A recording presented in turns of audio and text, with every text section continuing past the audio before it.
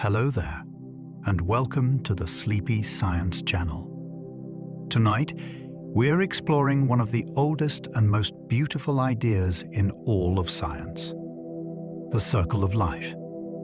It is the quiet pattern that connects forests, oceans, microbes, animals, and even the air you breathe. Nothing truly stands apart. Every living thing is part of a vast exchange that has unfolded for billions of years. The food we eat, the soil beneath our feet, and the breath in our lungs all carry stories from earlier lives. Leaves fall and forests rise again.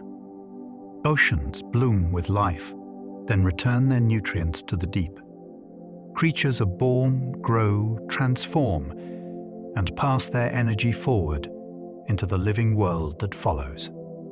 Seen from afar, life on Earth is not a straight line. It is a series of loops, cycles, and returning pathways that keep the planet alive.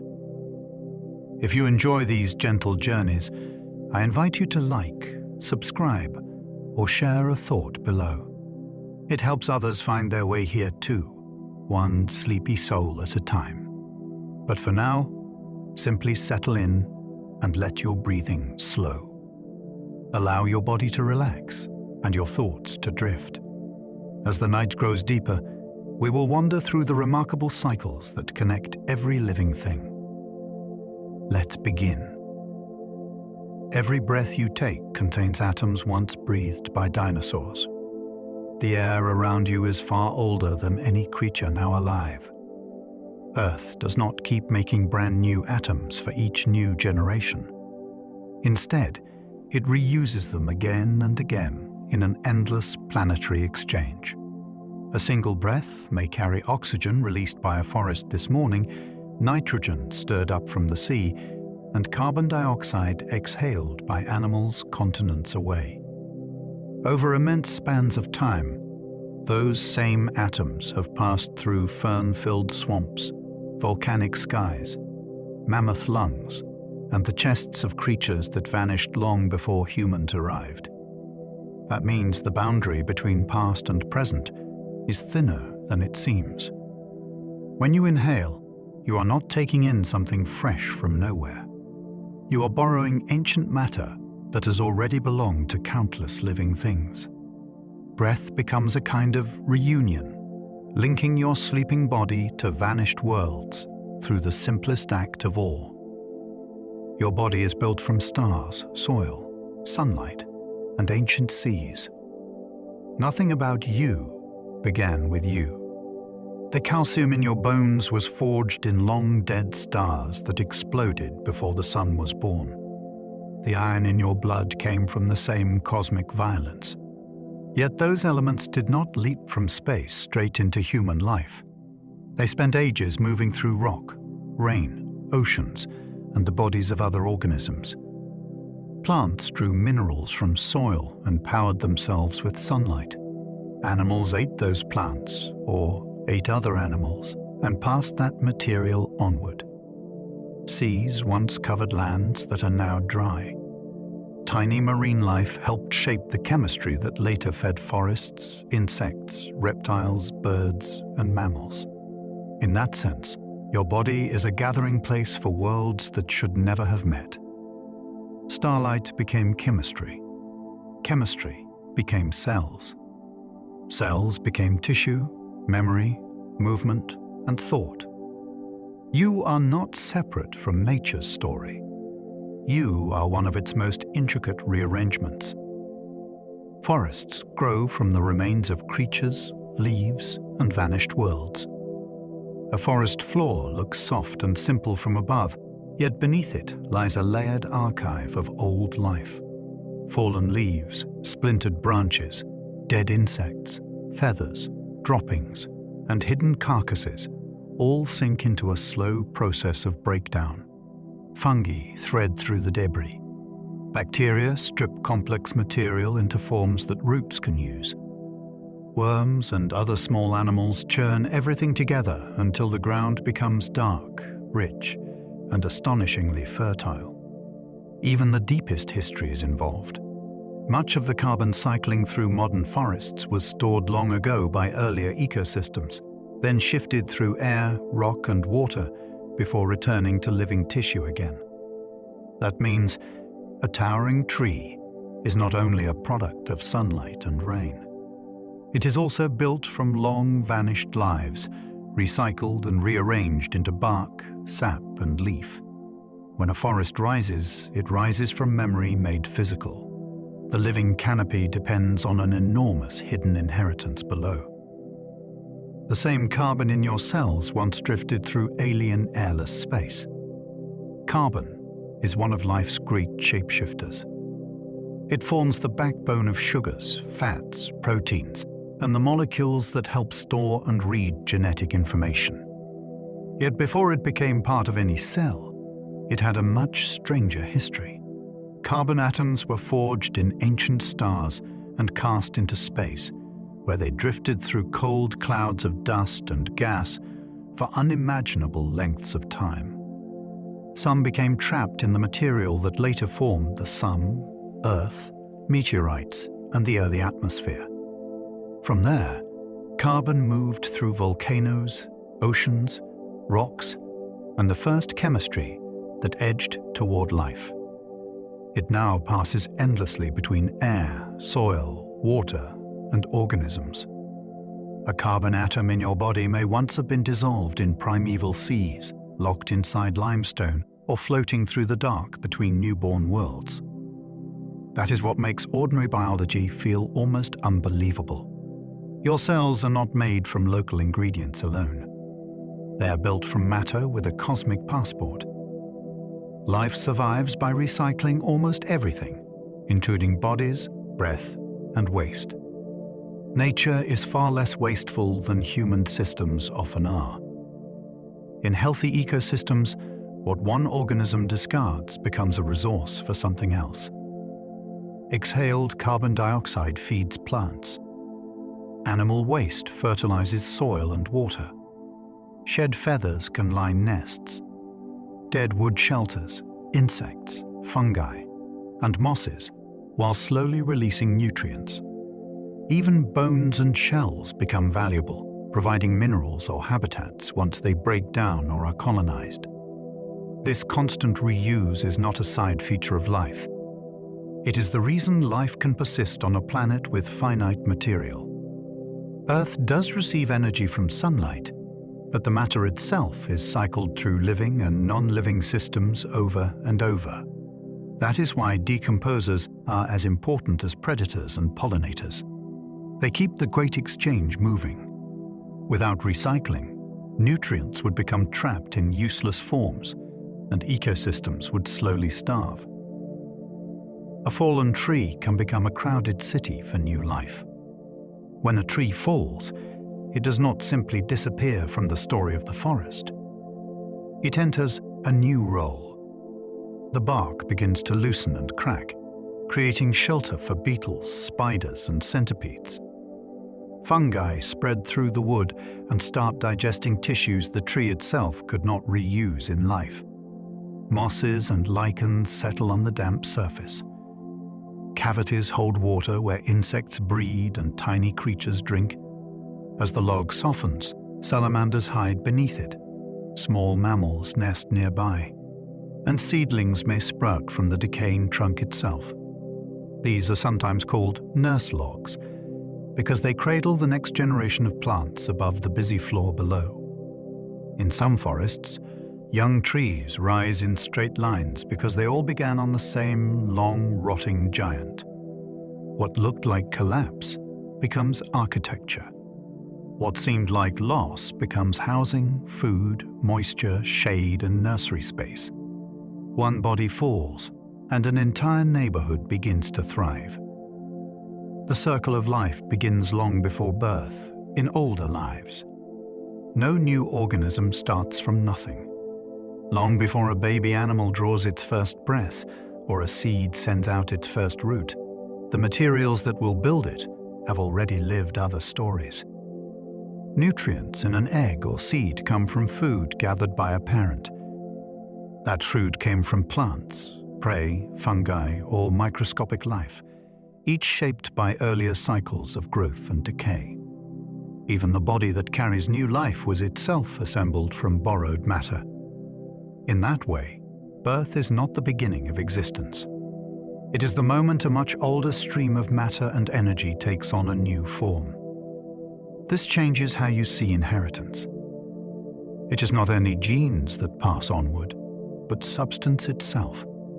A chick is partly built from grains, insects, and the minerals of the ground. A human infant grows from nutrients traced through farms, oceans, sunlight, and ancient geochemical cycles. New life arrives already carrying the world behind it. Every meal is a link in an ancient chain of survival. Eating can feel immediate and ordinary, yet every bite connects you to one of the oldest systems on Earth. Food is stored energy and borrowed matter passed from one life to another. A piece of fruit holds sunlight captured by leaves. Bread carries the work of wheat roots drawing minerals from soil and water from rain. Fish embody entire marine networks of plankton, currents, and smaller prey. Even a simple meal contains traces of landscapes, seasons, microbes, weather, and countless organisms that made it possible. Predators, grazers, pollinators, decomposers, and farmers all stand somewhere in that background. The chain can stretch astonishingly far. Grass feeds an antelope. The antelope feeds a lion. The lion's body later nourishes scavengers and soil. Nothing in that sequence exists alone. To eat is to join a transfer already underway, one that began long before people named it. Survival is never solitary. It is always built on relationships, exchanges, and inherited abundance. Nothing living stands alone. Every creature borrows life from others. Individual organisms can look self-contained, but life is deeply collaborative. Plants rely on sunlight, water, soil organisms, and often pollinators or seed dispersers. Animals depend on other species for food, shelter, cleaning, warning signals, and sometimes direct protection. Inside bodies, microbes help digest meals, make useful compounds, and shape immune defenses. Coral reefs are partnerships. Lichens are partnerships. Even many roots function through fungal alliances that expand their reach into the ground. Borrowing life does not always mean harmony. It can include predation, competition, and parasitism too. Yet even conflict reveals dependence. A hawk needs prey. A parasite needs a host. A forest predator may indirectly protect trees by controlling the animals that would overeat young shoots. This means survival is woven from connections rather than independence. No creature is a sealed unit moving through a separate world. Each one is supported, limited, nourished, and transformed by others in a vast living web that never fully stands still. A seed can sleep for centuries, then wake in rain. Some seeds live in a kind of suspended possibility. They are not dead, and they are not truly active either. Inside them, a future plant waits with extraordinary patience for the world to become favorable. A hard coat may shield the embryo from cold, dryness, microbes, and time itself. In deserts, this means waiting for rare rainfall. In cold regions, it can mean enduring winter until warmth returns. A few seeds have astonished scientists by sprouting after decades, and in rare cases far longer, once moisture, temperature, and light finally aligned. The delay is not laziness. It is strategy. By waiting, a plant avoids spending its one chance in the wrong season or the wrong year. That makes the seed one of nature's boldest inventions.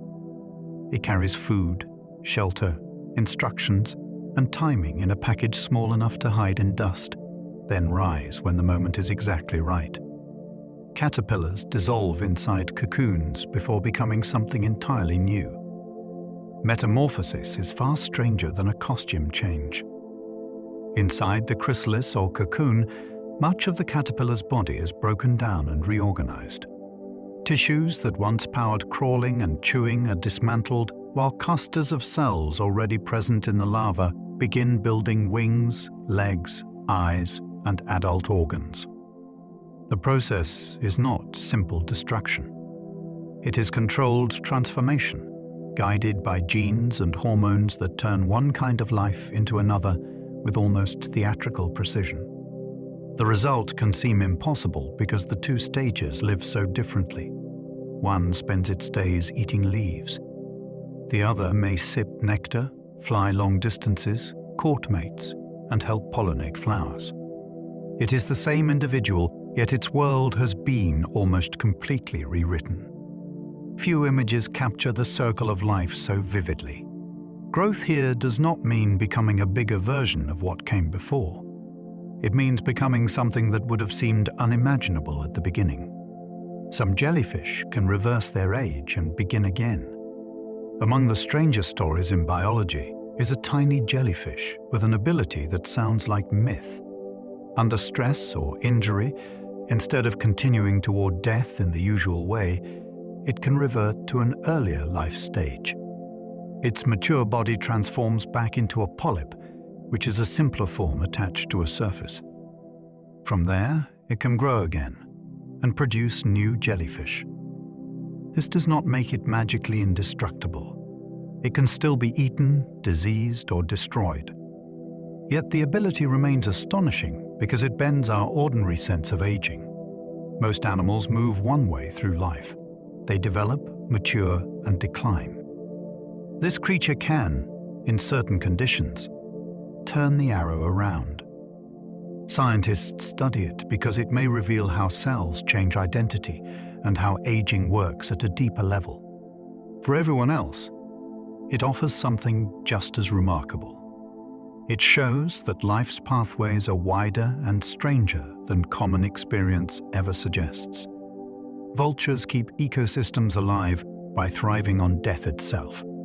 Few animals have a worse reputation than vultures, and few deserve it less.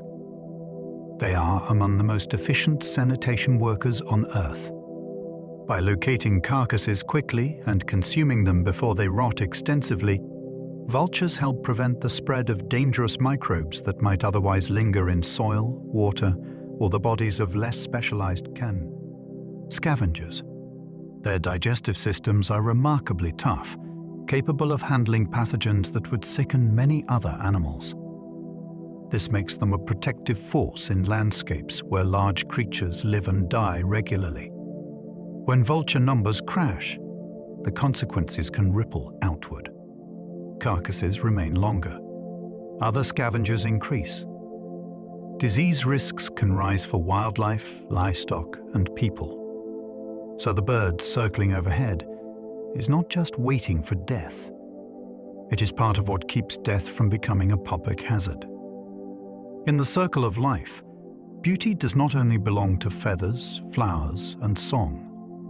Sometimes it arrives bald-headed and brilliantly useful.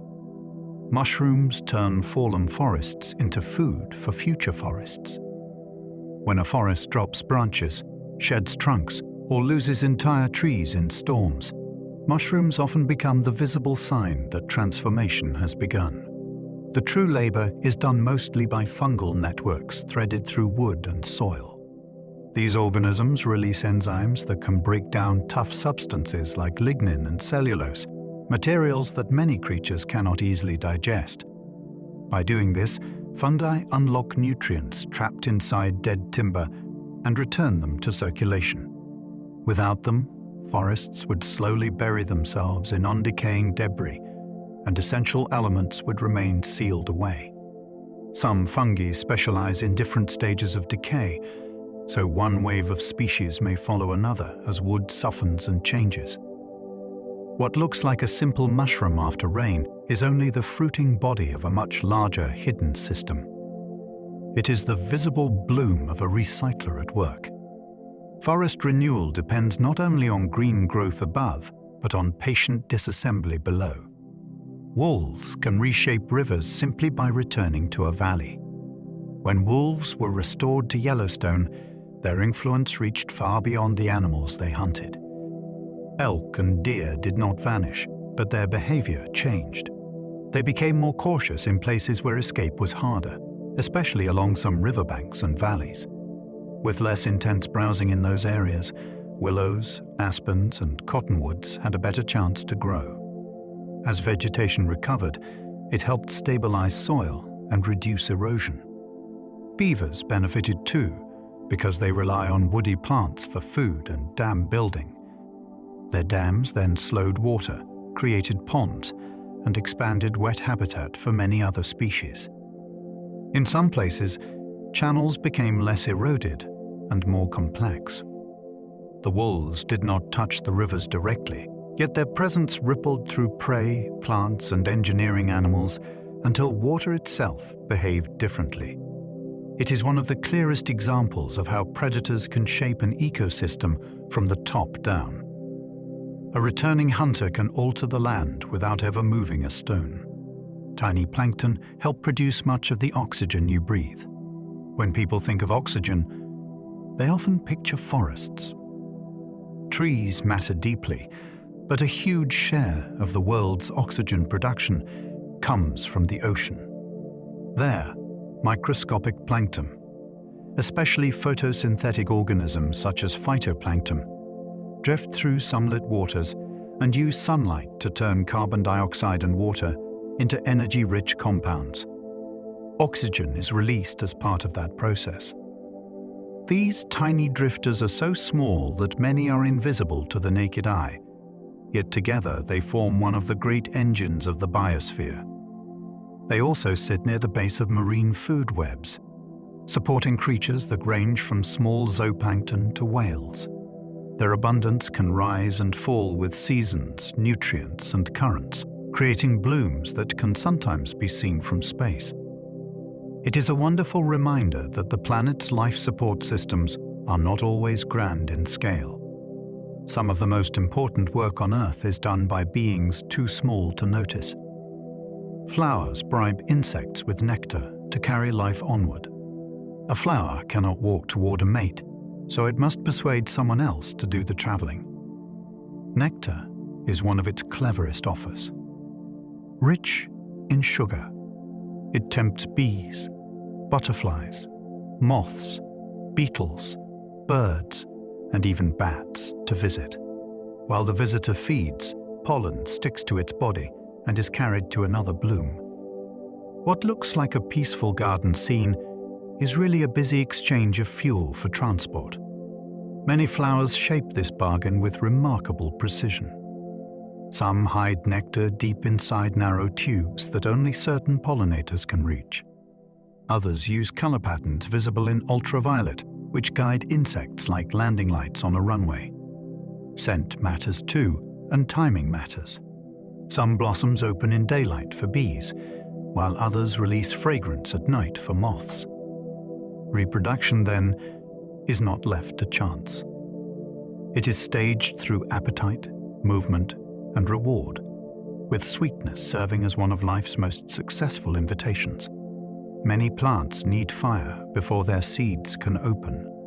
Fire can look like pure destruction, yet for some plants, it is the signal they have been waiting for. In certain ecosystems, especially dry forests and shrublands, seeds may remain sealed inside tough cones or fruits until intense heat arrives. Flames clear crowded vegetation, release nutrients into the ground, and open the canopy so sunlight can reach the soil. Then, after the blaze, the seeds are suddenly in a world with less competition and more space. Some species have evolved around this pattern so completely that reproduction works best only after burning. The fire does not interrupt their life cycle. It completes it. This changes the way you see a scorched landscape. Blackened earth may seem empty, but hidden within it are futures primed for release.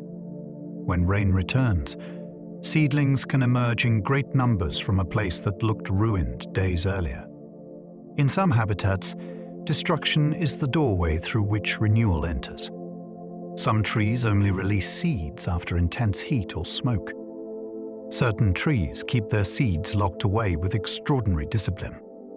Their cones may stay closed for years, even decades, while mature seeds wait inside.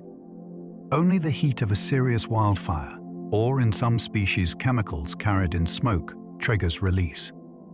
This adaptation is called serotiny, and it reveals how closely life can tune itself to disaster. In fire-shaped landscapes, ordinary years may be too crowded or shaded for seedlings to thrive. After a blaze, the ground is more open.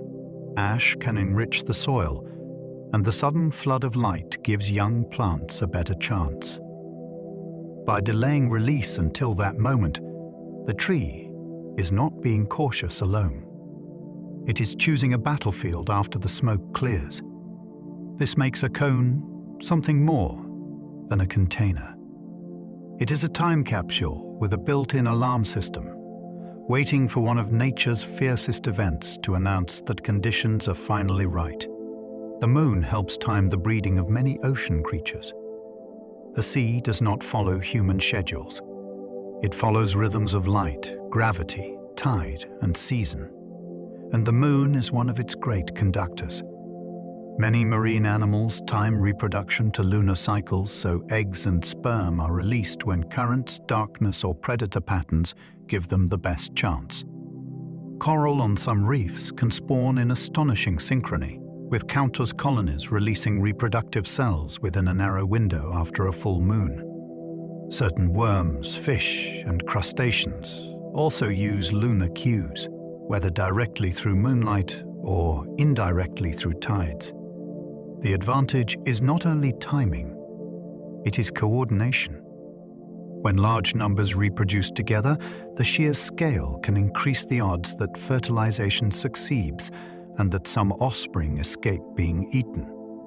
So the moon is not just a lantern above the ocean. It is part of an ancient biological clock. Whole communities beneath the surface are listening to its pull, then responding with astonishing precision. Horseshoe crabs still spawn by rhythms older than human history. Horseshoe crabs seem almost unreal, as if they wandered out of a much older Earth and never quite left. For hundreds of millions of years, their lineage has endured dramatic planetary change, and each breeding season they return to shore with a ritual that still follows the pull of tides and the phases of the moon. Females crawl onto beaches to lay clusters of eggs in the sand, while smaller males cling on or gather nearby to fertilize them. The scene feels ancient, because it is. Long before cities, writing, or our earliest myths, these animals were already timing reproduction to coastal rhythms. Their eggs then become vital food for migrating birds in some regions, tying a deep past to a living present. Even modern medicine depends on them, since their blue blood has long been used to test certain forms of contamination. They are not relics in the simple sense.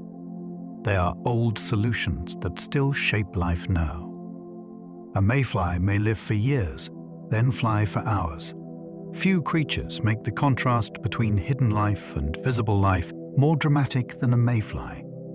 Most of its existence passes underwater as a nymph, where it feeds, grows, molts, and becomes part of streams and ponds for months or even years, depending on the species. Then comes a sudden transformation. It rises from the water, emerges into the air, and enters a brief adult stage, focused almost entirely on reproduction. Some adults live only a day, and some far less. Many do not even have functioning mouthparts, because eating is no longer the point. They dance, mate, lay eggs, and vanish. To us, that can seem heartbreakingly short. Yet the shortness is only an illusion created by what we notice. The long preparation happened out of sight. The airborne finale is the last bright moment of a much larger life. In that way, mayflies remind us that the visible chapter is not always the main one. Dragonflies begin life underwater before mastering the open air. A dragonfly seems built for speed and sunlight, but its first world is dark, wet, and full of ambush. The young form, called a nymph, lives underwater and is already a skilled predator. It stalks mosquito larvae, tadpoles, and small aquatic animals, using a remarkable extendable lower jaw to snatch prey with startling speed. There it may spend months or even years, depending on the species and climate, before climbing out of the water to transform. The outer skin splits, and the winged adult slowly emerges, pumps fluid into its wings, hardens, and takes to the air. The difference between the two stages is astonishing. One prowls like a hidden hunter among reeds and mud. The other becomes a glittering aerial expert, capable of sharp turns, hovering, and mid-air capture. Yet both belong to the same life. It is one creature learning two different worlds, first below the surface, and above it with dazzling control. Frogs are born with gills, then trade water for land. The life of a frog begins in a form that seems to belong to another animal entirely. From jelly-like eggs in water-hatched tadpoles, small swimmers with tails and gills built for an aquatic world. They feed, grow, and breathe as creatures of ponds, streams, or quiet shallows. Then metamorphosis begins. Legs appear. The tail shrinks. Lungs develop. The digestive system changes, as diet often changes too. Little by little, the body that was suited for life in water becomes one that can leap, breathe air, and navigate land. It is a vivid replay of life's flexibility written into one individual journey. Frogs never become fully separate from water, of course. Their skin and reproduction still keep them closely tied to damp places. Yet the transition remains extraordinary because it turns one habitat into a nursery for a mother. A frog does not simply grow up. It crosses between worlds while still being itself. Eels begin life as transparent ribbons drifting across the sea. Freshwater eels feel mysterious even before you learn how they begin. Adults can live in rivers, lakes, and estuaries, yet many species start far out at sea. After spawning in remote ocean regions, their young hatch into flat, transparent larvae called leptocephali. These do not look like little eels at all. They resemble drifting glass leaves or ribbons, almost ghost-like in the water. Ocean currents carry them across great distances for months before they transform into the next stage, become more eel-shaped, and begin moving toward coasts and inland waters. There they may spend years feeding and growing before later returning to the ocean to reproduce. For a long time, people had no idea where eels came from, and their beginnings inspired all sorts of strange guesses. The truth turned out to be even more astonishing. A secretive fish of rivers and marshes begins with a long transoceanic childhood, almost invisible in the open sea. Emperor penguins survive winter by turning parenthood into endurance. In Antarctica, emperor penguins breed during one of the harshest seasons on Earth. After the female lays a single egg, the male balances it on his feet and covers it with a fold of skin to keep it from freezing against the ice. Then he remains there through the deep winter, while the female travels to feed at sea. During this time, he may go without food for many weeks, enduring darkness, brutal winds, and temperatures that can plunge far below freezing. Survival depends on cooperation. Males huddle together in dense groups, rotating positions so no one remains on the exposed outer edge for too long.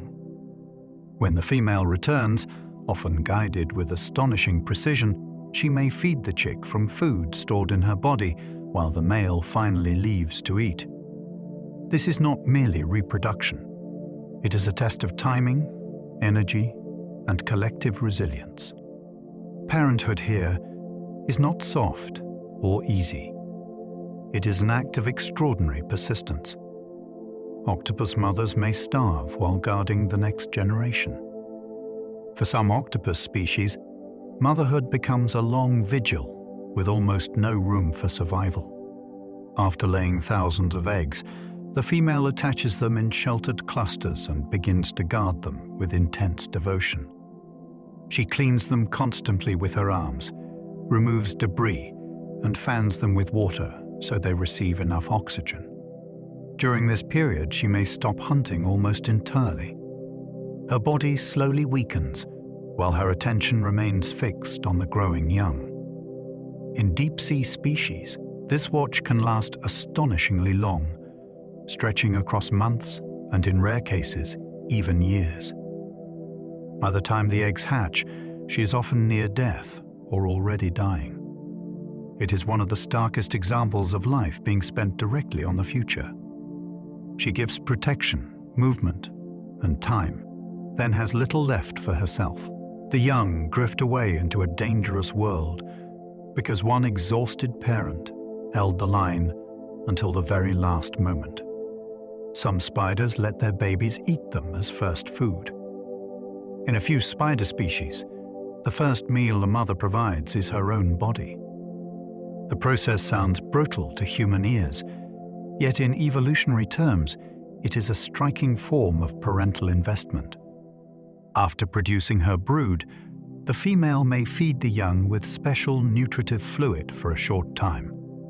Then, when they are large enough, they begin consuming her. Her tissues become concentrated nourishment delivered at exactly the moment their survival depends on rapid growth.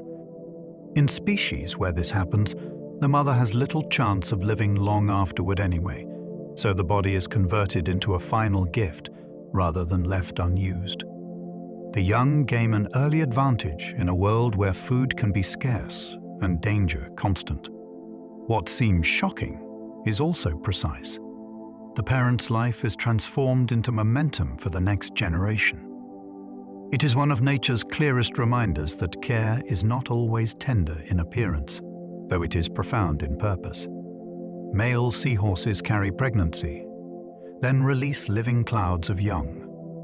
Seahorses overturn many expectations about how reproduction works. In these fish, the female deposits eggs into a special brood pouch on the male's body. He then fertilizes them and carries the developing embryos himself. Inside the pouch, the young receive protection, oxygen, and a carefully regulated chemical environment that helps them grow. In some ways, it functions almost like a womb, though it evolved along a very different path. When the time comes, the male does not simply release a few babies. He goes through muscular contractions and pumps out dozens or even hundreds of tiny seahorses into the water. The scene can look like a living fountain erupting from an animal no larger than a hand. Yet the drama does not end in security. The newborns are on their own almost immediately, small enough to be swept by currents or eaten by predators. Even so, the sight of a father giving birth remains one of the sea's most remarkable reversals. Bees feed their sisters, their queen, and the future hive. A beehive is a place where feeding becomes a form of collective destiny. Worker bees, which are female, spend their lives gathering nectar and pollen, processing food, and distributing it through the colony. They feed growing larvae, sustain the queen, and support one another through constant exchange. Young workers may act as nurses before they ever leave the hive, tending brood with carefully prepared secretions and helping determine how the next generation develops. The queen herself depends on that labor because her job is reproduction rather than foraging. Even drones, the males, exist within a system supported by workers. What makes this so fascinating is that the hive's future is literally fed into being mouthful by mouthful. Stored honey can carry the colony through difficult times, while pollen provides protein for developing bodies. In this society, nourishment is not private. It is shared, directed, and organized with astonishing precision, so that thousands of individuals can function as one thriving lineage. Ant colonies behave like one body made of many lives. An ant colony can seem less like a group of insects and more like a single creature spread across many bodies. No ant understands the whole system, yet together they solve problems of defense, construction, nursing, food collection, and waste management with startling efficiency. They do this through local rules, chemical signals, touch, and constant movement. One ant lays a pheromone trail to food. Others reinforce it. Workers respond to the needs nearest to them, and large patterns emerge without central command. The queen is important for reproduction, but she does not direct daily operations like a ruler issuing orders. Instead, the colony behaves like a distributed intelligence, adapting to damage, opportunity, and threat in real time. Some species build bridges from their own bodies or form living rafts during floods. When you watch them closely, individuality starts to blur. The true organism seems to be the colony itself, with each ant acting like a temporary cell in a larger living whole. Termite mounds breathe like giant lungs built from insects. A termite mound may look like a pile of hardened earth, but inside it lies sophisticated architecture shaped by countless small builders. In many species, the mound helps regulate airflow, temperature, and moisture for the colony below. Networks of tunnels and chambers guide the movement of gases so fresh air can enter and carbon dioxide can leave. Sunlight warming the outer surfaces, changes in wind, and differences in temperature all help drive this ventilation. The effect is so impressive that people have compared some mounds to breathing structures. They are not alive in the way lungs are, yet they perform a similar exchange for the colony. This matters because termites often live with delicate fungal gardens or dense populations that need stable conditions. A badly regulated home would become dangerous fast. So the mound is more than shelter. It is environmental engineering built grain by grain, turning soil into a shared machine that helps thousands or millions survive underground. Death does not end life's story, it feeds the next chapter. In nature, endings are rarely clean stops. They are transfers. When an organism dies, its body becomes a storehouse of opportunity for other living things. Scavengers arrive first in many landscapes, from vultures in open country to crabs along shorelines. Then come bacteria, fungi, insects, and other decomposers that dismantle what remains with astonishing efficiency. Proteins break apart. Nutrients seep into soil or water. Roots absorb what was once muscle and bone. New leaves unfold using matter that recently belonged to another creature. This is why ecosystems do not collapse under the weight of the dead. They are built to transform loss into continuity. A fallen bird may nourish beetles, microbes, grasses, and the predator that later eats the grazing animal fed by those grasses. The path is never sentimental, but it is profound. Life persists not by escaping death, but by making it useful. That is one of the deepest patterns on Earth. Baby sea turtles begin life by racing toward a lethal ocean. A hatchling sea turtle enters the world already surrounded by danger. After developing underground in a nest of warm sand, it breaks free with its siblings and scrambles toward the brightest horizon, which under natural conditions is usually the open sea. That frantic dash is one of the most perilous journeys in nature. Birds, crabs, fish, and larger predators all wait for the chance to strike. Heat can overwhelm them. Artificial lights can lure them inland. Waves can flip them back. Yet they keep moving because the ocean is both threat and destination. Once they reach it, the challenge only changes shape. For years, many drift through offshore currents in a phase researchers once knew little about. Very few survive to adulthood. Those that do may one day cross entire oceans and return, somehow, to nest near the same shores where they first emerged. Life begins with a sprint into risk, guided by instinct older than humanity. Salmon die after spawning and feed the forests they left. When salmon return from the ocean to the rivers where they were born, they bring far more than eggs and instinct. They carry marine nutrients into inland landscapes. After battling upstream currents, rapids, and predators, many Pacific salmon spawn and then die. At first, that can seem tragic or wasteful. In truth, it is one of nature's great transfers. Bears drag carcasses into the woods. Eagles tear at the remains. Insects, microbes, and scavengers finish what larger animals leave behind. Nitrogen and other nutrients from the sea enter riverbanks and forest soils, where plants can absorb them. Studies have even found marine signatures in the wood of trees growing near salmon streams. That means part of the ocean can end up in the trunk of a forest giant, because fish made one final journey inland. Their last act nourishes young salmon, hungry animals, streamside plants, and entire ecosystems far beyond the water where the story seemed to end. Coral reefs are built by countless lives ending in stone. A coral reef can look like a colorful underwater garden, yet much of its grandeur comes from accumulation over immense spans of time.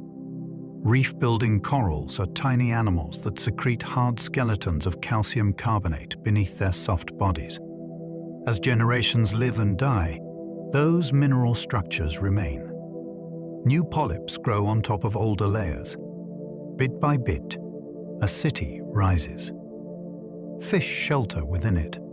Crabs, mollusks, worms, and algae find places to feed and breed. Over years, centuries, and far longer, the remains of small animals become vast architecture visible from space.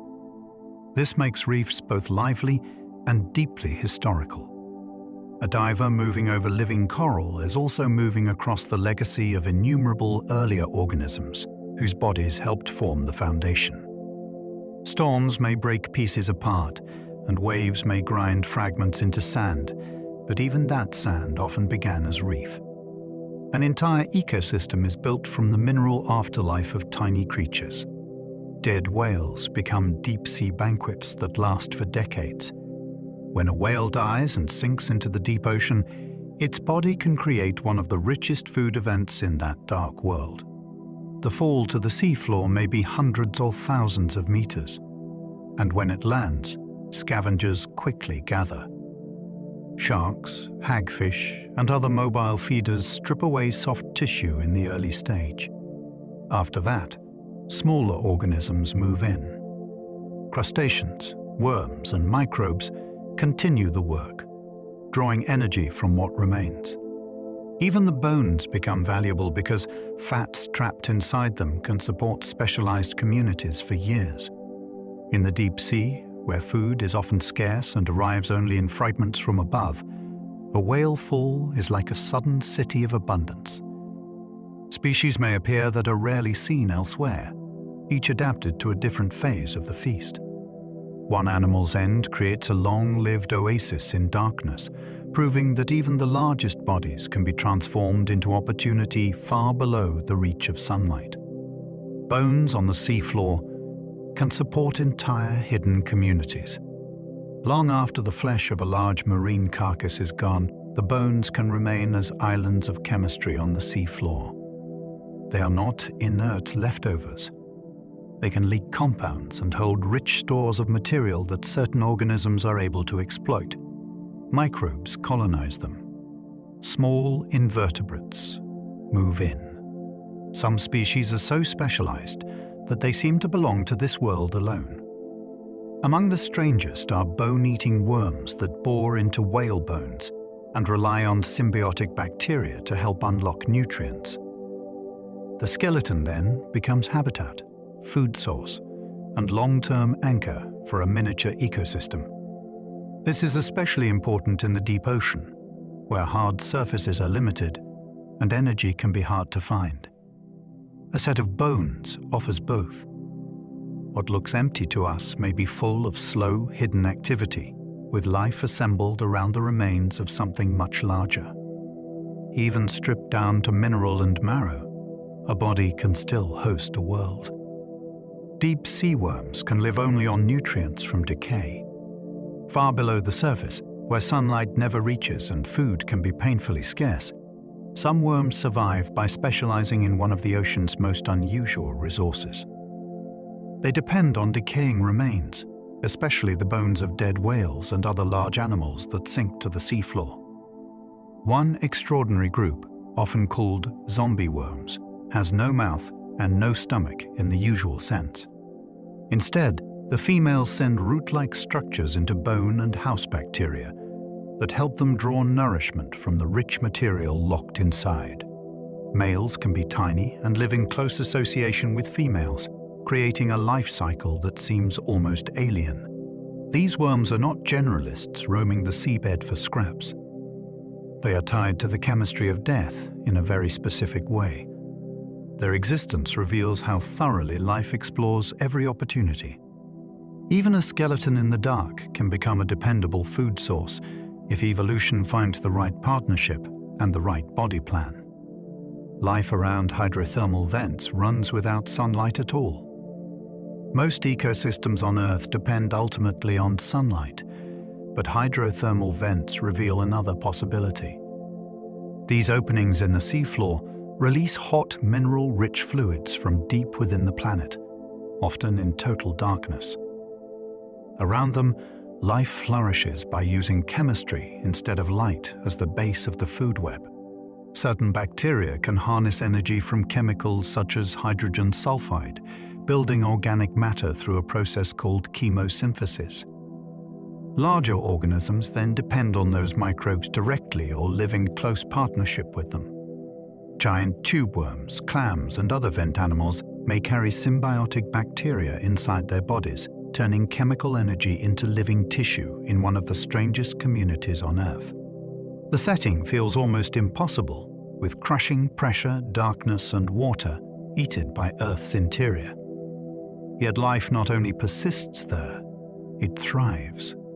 These vents changed science by showing that sunlight is not the only path to a working ecosystem on our planet. Some bacteria eat rock, metal, or sulfur to stay alive. Not all life waits for sunlight, leaves, or prey. Some bacteria make a living from chemistry that seems almost impossible. They can draw energy by oxidizing sulfur, iron, manganese, or other inorganic substances found in rocks, sediments, and mineral-rich water. To us, stone feels lifeless and metal feels industrial. But to these microbes, they can be part of a menu. In caves, deep underground and around mineral deposits, such organisms slowly reshape their surroundings as they feed. They can help form strange deposits, stain surfaces with vivid colors, and influence the chemistry of whole environments. Some even contribute to the weathering of rock, helping release elements that later enter wider ecological cycles. This matters because it expands the meaning of survival. Life is not limited to green landscapes or animal bodies. It can grip a dark mineral surface and begin building a living world from chemistry alone, one invisible reaction at a time. Microbes in your gut help digest food and train immunity. Inside your digestive system lives a crowded community that does far more than sit quietly in the background. Gut microbes help break down components of food that your own body would struggle to process alone, especially certain fibers and complex compounds from plants. In doing so, they produce useful substances that nourish cells lining the intestine and influence metabolism in ways scientists are still untangling. Their role does not end with digestion. From early life onward, these microbes also help teach the immune system how to respond appropriately. A body must learn when to attack and when to tolerate, and the bustling population in the gut is part of that education. When the balance of that community shifts, the effects can ripple outward. Appetite, inflammation, mood, and resilience may all change. So your sense of being one self-contained individual is a bit misleading. You are supported by a hidden crowd that helps keep the whole system working.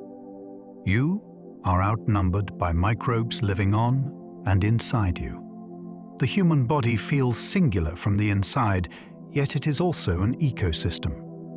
Microbes cover the skin, line the mouth, inhabit the airways, and populate the digestive tract in staggering numbers.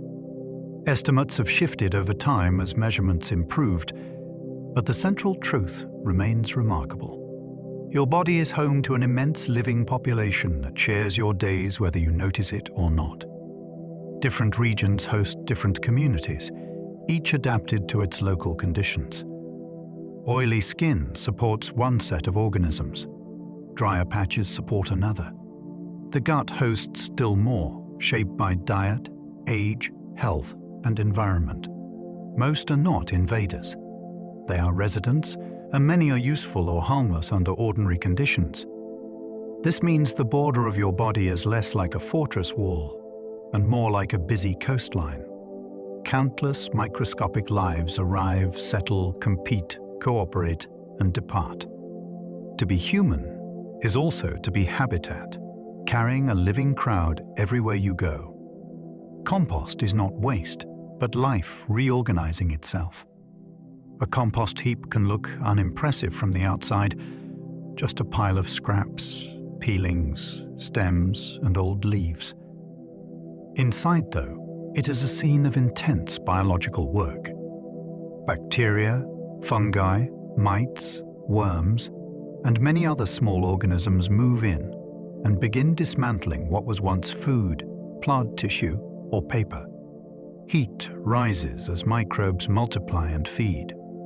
Structures break down. Odors change. What seemed like leftovers starts becoming dark, crumbly material rich in compounds that plants can use. Nothing has vanished. It has been rearranged. The apple core is no longer an apple core. The fallen leaf is no longer a leaf. They have entered a busy transition where form is lost, so usefulness can return. Compost makes the circle of life visible at close range because it turns the embarrassing idea of waste into a lesson in continuity. It shows that endings often look messy while the next beginning is quietly being assembled. Soil is alive with billions of unseen partnerships and battles. Take a pinch of healthy soil and you may be holding one of the busiest places on Earth. It contains bacteria, fungi, archaea, protozoa, nematodes, tiny arthropods, and a tangle of roots exuding chemicals into the dark. Some organisms cooperate, trading nutrients or protection. Others hunt, infect, outcompete, or consume one another in a microscopic drama that never stops. Fungi may link with plant roots and extend their reach. Bacteria may cluster around those roots to feed on released sugars. Predatory microbes may attack neighboring cells. Small animals graze on the tiny life beneath them and release nutrients in new forms. This hidden activity helps determine whether plants thrive, whether carbon stays stored, and whether water moves cleanly through the ground. Soil is not just crushed rock mixed with dead material. It is an active living fabric full of negotiation and conflict. The ground beneath your feet is less a surface than a crowded biological frontier. Earthworms turn dead matter into rich ground for roots. Earthworms rarely get much admiration, yet they are among the quiet engineers of fertile land. As they move through soil and leaf litter, they pull dead plant material downward, chew it, and mix it with mineral particles in their gut. What emerges as castings is not simply dirt that passed through a worm. It is material altered in texture, chemistry, and usefulness. Their tunneling also opens channels that let air and water move more easily through the ground, which can help roots penetrate and grow. Over time, this constant stirring blends layers that might otherwise stay separate. In gardens, fields, and forests, worms help convert surface debris into a richer underground world where plants can draw what they need. They do not perform the whole miracle alone, but their contribution is extraordinary, given how humble they seem. A soft-bodied creature with no limbs and no eyes can help build the conditions for entire landscapes of growth. Dung beetles build nurseries from waste that others avoid. What most animals leave behind as waste can become treasure in the right hands. Dung beetles find fresh droppings with astonishing speed, guided by scent and competition. Some roll portions away into neat balls. Others tunnel beneath the pile and drag material underground. This is not random scavenging. Often the dung becomes a nursery. Eggs are laid in or near these carefully prepared stores, so the larvae hatch surrounded by food. What seems revolting to us is, for them, a ready-made packet of nutrients, moisture, and microbial richness. Their work also benefits entire ecosystems. By burying dung, they help return nutrients to the soil, reduce fouling on the surface, and even limit places where certain parasites or pest insects might thrive. The result is both practical and elegant. Waste is removed, young are provisioned, and the ground is enriched at the same time. Few animals turn neglect into opportunity with such tidy efficiency. Carrion beetles bury small corpses to raise their young.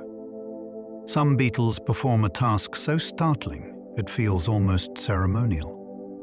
When they find the body of a small dead animal, such as a mouse or bird, a pair may begin digging beneath it until the corpse sinks into the soil. They trim fur or feathers, shape the remains, and prepare it as a protected food source for their offspring. In certain species, the parents stay to guard the brood and help feed the larva, which is unusual care for insects. The burial matters because it hides the resource from competitors and slows the chaos of exposure above ground. What was a brief death on the surface becomes an underground nursery below.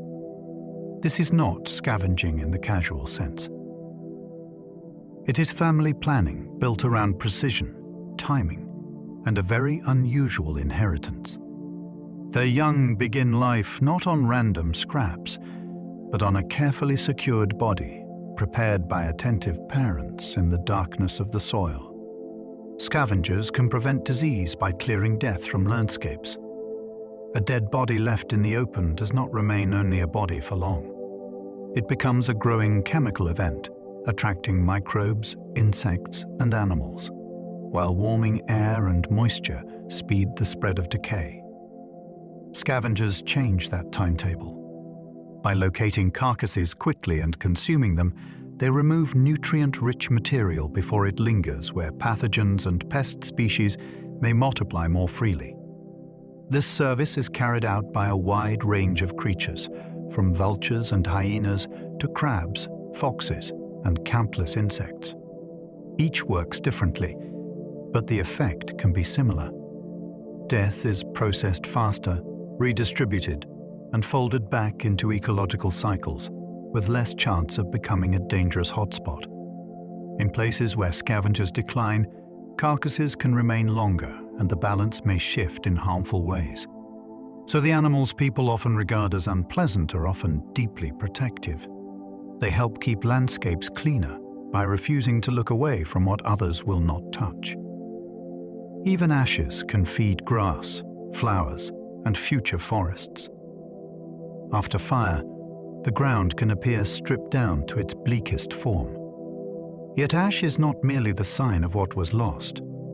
It can also become part of what comes next. When plants burn, some of the minerals they stored are left behind in the residue, ready to be washed into soil by rain or worked downward by wind and small organisms.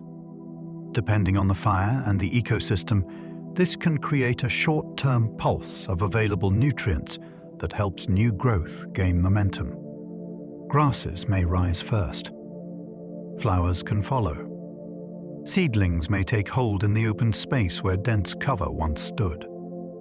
The exact outcome depends on weather, severity, and what survived below ground, but the principle remains powerful. Fire does not only erase, it transforms living tissue into another form that can still enter the cycle. The pale dust of a burned landscape may already be feeding roots that have not yet appeared.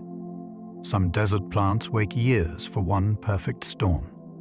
In the desert, survival often depends less on speed than on patience.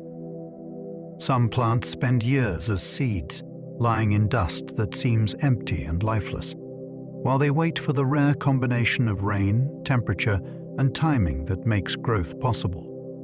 A brief shower is not enough. Germinating too early could be fatal if the soil dries again at once. So these plants gamble carefully, with seeds that may remain dormant through one dry season after another until a truly promising storm arrives. Then, the response can be astonishingly fast. Seeds swell, roots push downward, stems rise, and flowers appear with a speed that feels almost impossible in such a harsh place. Whole landscapes can shift from bare ground to color in a matter of days. What looks like sudden abundance is actually delayed life, held in reserve through years of restraint. The desert teaches that timing can be as powerful an adaptation as strength or size. Bamboo can flower once, then die across whole landscapes. Bamboo carries one of the strangest reproductive schedules in the plant world. Many species grow for years, even decades, through spreading stems and underground rhizomes, then flower in a single great event before dying. Even more remarkable, large populations of the same species can bloom in synchrony across wide regions, despite growing in different climates and conditions. The timing seems to be built into the plants themselves, as if each clump is following an internal clock set long before. When the flowering finally comes, the landscape can change dramatically. Masses of seeds appear. Animals that feed on them may surge in number. Then the bamboo often withers, leaving behind open ground, and the next generation waiting to rise. It is a strategy that feels extravagant, almost theatrical. Years of quiet growth are followed by one overwhelming act of reproduction. Then, a collective disappearance. Few plants make the passage between persistence and surrender feel so immense in scale. Cicadas spend years underground for a few singing weeks. For most of their lives, cicadas are hidden beneath the ground, feeding slowly on fluids from plant roots in a darkness almost no one sees. Some species remain there for only a few years, while others in North America can stay underground for 13 or 17 years before emerging in enormous numbers. Then the surface world suddenly fills with them. They climb trees, split open their skins, unfold wings, and begin a brief adult life dominated by sound. The males sing with astonishing volume to attract mates, turning forests and suburbs into vibrating chambers of summer noise. After so many years of secrecy, the visible part is short. They mate, lay eggs, and die within weeks. The strategy is powerful because mass emergence can overwhelm predators. Birds and mammals may feast, but too many cicadas appear at once for all of them to be eaten. Time itself becomes defense. The underground wait is long, so the final chorus can be overwhelming. Some squid live fast, reproduce once, and vanish within months. Squid are often creatures of urgency. Many species grow quickly, hunt actively, and race through life on a schedule far shorter than most people would expect. Some reach maturity within months, reproduce once, and die soon afterward. That pace gives them an almost combustible quality, as if their lives burn bright and fast in the sea. They must feed efficiently, evade predators, and reach breeding condition in a narrow window. In return, they can turn food into movement and growth with astonishing speed. Their bodies are built for action, with jet propulsion, large eyes, and skin that can flash through changing patterns of color. Yet for all that brilliance, the future lies in eggs, not in long individual survival. The adults spend themselves and disappear. This kind of life history feels extreme, but it can work well in changing marine environments where rapid growth and swift reproduction offer an advantage. Some lives endure by lasting, others endure by racing. Annual plants bet everything on one brief season of growth. An annual plant lives with startling commitment. It germinates, grows, flowers, produces seeds, and dies all within a single growing season. There is no second spring for the same individual, no quiet return from underground next year. Everything must happen now. That urgency shapes the whole design. Resources go into rapid growth, fast reproduction, and the production of seeds capable of carrying the line forward after the parent is gone. In fields, disturbed soils, and places where conditions can change quickly, this strategy can be remarkably successful. An annual does not need to preserve a permanent body through cold, drought, or damage. It places its future in durable offspring instead. That gives these plants a very different relationship to time than long-lived trees or shrubs. They are opportunists, arriving quickly when conditions open and departing just as quickly when the work is done. One season is enough, provided it ends with the next generation already waiting. Perennial roots survive winter while the visible plant disappears. A perennial can seem to die when winter arrives. Leaves blacken, stems collapse, flowers vanish, and the garden looks emptied of what was there before. Yet in many species, the true continuity lies below the surface. Roots, bulbs, tubers, rhizomes, or other underground structures remain alive through the cold months, storing energy gathered during the growing season and protecting the tissues needed for regrowth. The visible plant was only the seasonal expression of something more durable hidden in the soil. When warmth returns, those reserves power a fresh emergence. Shoots break upward, leaves unfurl, and what looked lost appears to come back from nowhere. This strategy allows a plant to retreat from conditions it cannot safely endure above ground, while keeping its place in the landscape. Winter becomes not an ending, but a withdrawal. The plant is still present, only concealed. In that sense, perennials teach a subtler version of survival, one based on endurance through disappearance. Autumn leaves fall so trees can survive the cold. Leaf fall can look like surrender, but for many trees, it is a carefully managed survival strategy. Broad leaves are excellent at capturing sunlight during warm months, yet they become risky when winter approaches. Cold air and frozen ground make it hard for roots to replace water lost from leaf surfaces. Ice, snow, and wind can also damage delicate tissues. So before winter deepens, deciduous trees begin withdrawing valuable nutrients from their leaves and storing them in stems, trunks, and roots. The leaves are then sealed off at their bases and dropped. Their colors often change first because green chlorophyll breaks down, revealing pigments that were already there or newly produced during the transition. What follows is not merely a pretty seasonal display. It is a tactical retreat from a dangerous season.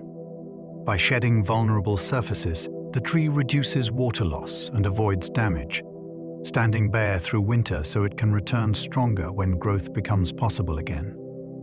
Decay releases nutrients that would otherwise remain locked away. A dead leaf, a fallen branch, or the body of an animal still contains valuable elements, but without decay, those materials would remain trapped in forms that living organisms could not easily use. Decomposition breaks that lock. As microbes, fungi, and small animals feed, tear, digest, and transform organic matter, nutrients are released back into soil and water in forms that plants and other organisms can absorb. This is one of the great enabling processes of life on Earth. Without it, carbon, nitrogen, phosphorus, and many other essentials would pile up uselessly in the remains of the dead.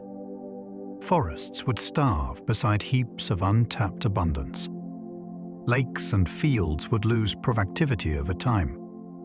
Decay prevents that kind of ecological paralysis. It is the mechanism that turns leftovers into availability. The process may look messy, but its outcome is elegant. Hidden within rot is a kind of liberation, where life gains access to resources that death alone had sealed away. Fungi and bacteria are the quiet engines of renewal. Much of Earth's renewal happens out of sight and without applause. Fungi spread through wood, leaf litter, and soil with thread-like networks that can reach astonishing scale. Bacteria crowd every damp crevice, every grain of compost, every surface where chemistry can be turned into metabolism. Together, they are among the most important recyclers on the planet. They dismantle complex organic matter, free nutrients, alter soils, shape the conditions for plant growth, and help keep ecosystems from choking on their own remains. The work rarely comes with spectacle. There is no roar, no migration, no obvious drama for most human eyes. Yet remove them, and the world would change beyond recognition. Dead material would accumulate. Nutrient cycles would stall. The continuity between one generation and the next would begin to fail. These organisms do not simply clean up. They prepare the stage for what follows. Renewal depends on a vast hidden workforce that turns endings into usable beginnings again and again. Life depends as much on decomposition as on birth. Birth is easy to celebrate because it is visible, dramatic, and full of promise. Decomposition is harder to admire, yet life depends on it just as deeply. New organisms need access to space, nutrients, and usable materials. Without decomposition, those essentials would remain tied up in dead tissue and abandoned structures. Forests would fill with undecayed trunks and leaves. Oceans would keep storing bodies without returning their elements to circulation. Soil fertility would fade. The young would be born into a world where the resources of the past were locked away beyond reach. Decomposition prevents that. It clears, transforms, and redistributes. It turns history into possibility. In this sense, every birth is supported by countless earlier acts of breakdown. The cradle and the compost heap belong to the same system. One creates form, the other frees substance. Together they keep the living world from becoming either empty or clogged. Life continues because creation and unmaking are partners, not opposites. Forest fires can destroy life, then unlock astonishing rebirth. A wildfire can leave a landscape looking ruined beyond repair. Trees stand blackened.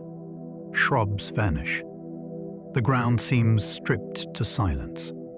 Yet in many fire-shaped ecosystems, that is not the end of the story, but the opening of another phase. Fire clears dense growth, returns minerals to the surface, and exposes soil to light that had been blocked for years. Some seeds germinate better after heat. Some insects arrive only in burned wood. Grasses and wildflowers can surge into spaces that were once too shaded or crowded to support them. New habitats appear for animals that depend on fresh growth or standing dead trees. The exact path depends on the intensity of the blaze and the species present, but the pattern is powerful. A burn can reset competition and create room for new generations.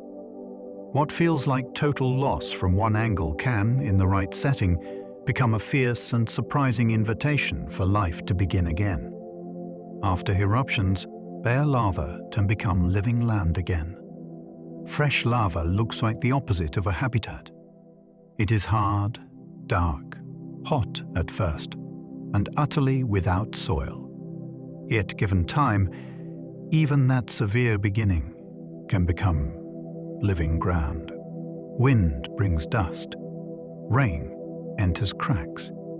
Minerals on the rock surface begin to weather under sun, water, and changing temperature.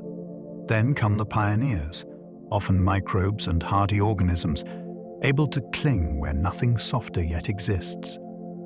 Tiny pockets trap more particles. Moisture lingers a little longer. Bit by bit, the surface changes from sterile stone into a place that can hold life. This transformation may take years, decades, or much longer depending on climate and the lava itself, but it happens. Volcanic islands and old lava fields around the world tell the same remarkable story. What once poured from Earth's interior as destruction becomes the foundation for roots, insects, birds, and entire communities. Even the newest rock on the planet can join the circle of life. Lichens help turn naked rock into future soil. Lichens are easy to overlook, yet they are among the first great settlers of raw stow. They are partnerships between fungi and photosynthetic partners, usually algae or cyanobacteria, and together they can live where many other organisms would fail. On exposed rock faces, lava flows, and wind-scoured surfaces, lichens slowly anchor themselves and begin a quiet transformation. They trap dust, hold moisture, and release compounds that help break down the mineral surface beneath them. This is not dramatic work. It is patient, almost invisible labor performed across years and centuries. But its effect is enormous. As rock weathers and organic material accumulates, tiny pockets form where mosses and other early colonizers can gain a foothold. In that sense, lichens are not merely surviving on bare ground. They are helping create the conditions that make later life possible. A future forest may owe its earliest chance to a crust of living partnerships spread across stone.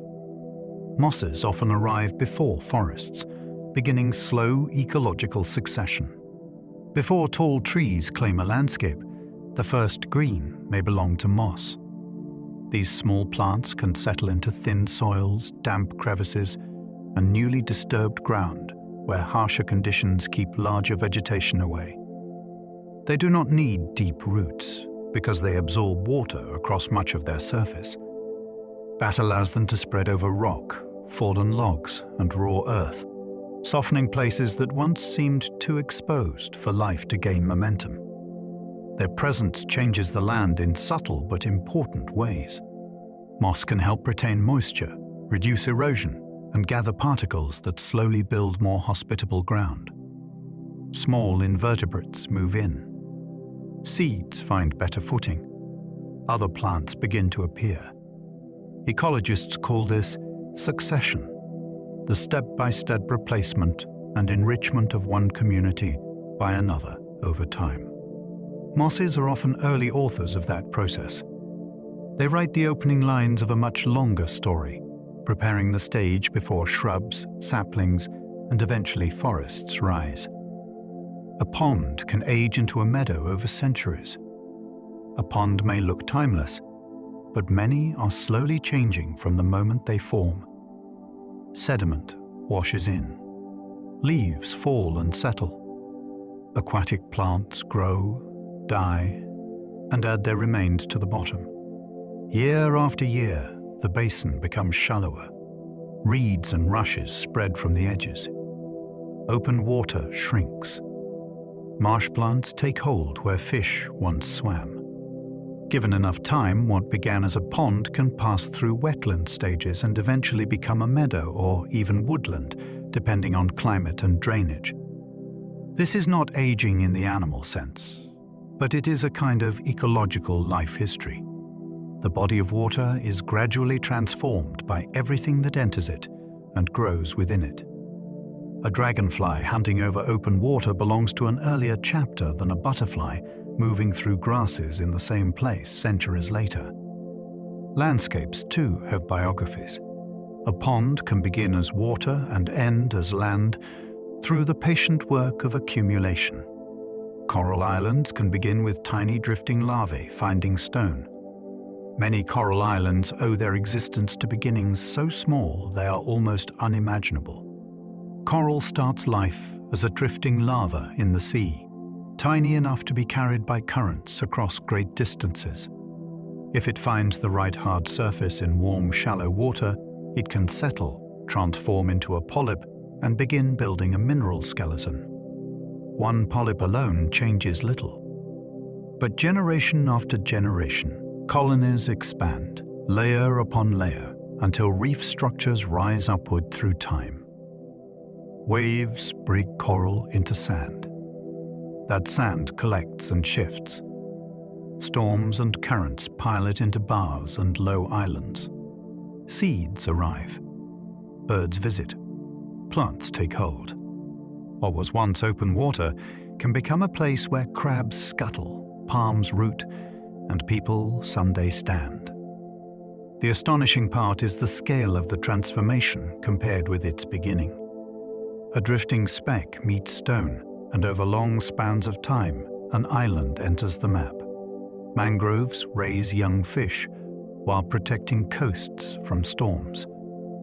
Mangrove forests stand where land and sea meet, rooted in mud that shifts with tides and salt. Their tangled roots create one of the most valuable nursery systems in the coastal world. Young fish, shrimp, and many other animals shelter there among the submerged branches, where predators often find it harder to chase them. Food is abundant too because falling leaves and trapped organic matter feed a rich web of small life. Yet mangroves do more than raise the next generation of marine animals. Their roots also bind sediment, slow waves, and help protect shorelines from erosion and storm damage. In that sense, they defend both the future of ecosystems and the edges of continents at once. A young fish hiding in mangrove shade is part of the same story as a village spared some force of a storm surge. These forests are nurseries, barriers, and engines of coastal life, all woven together in one extraordinary living structure. Kelp forests grow fast, die back, and feed the sea.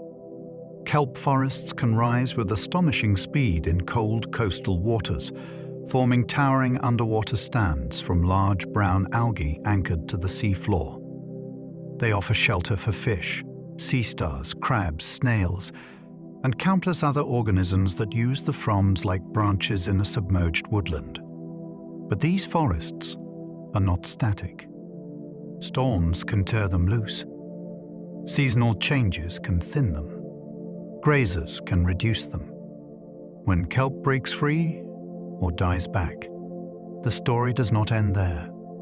Drifting pieces become food for animals far from the forest itself, and fragments that sink can feed creatures on the sea floor.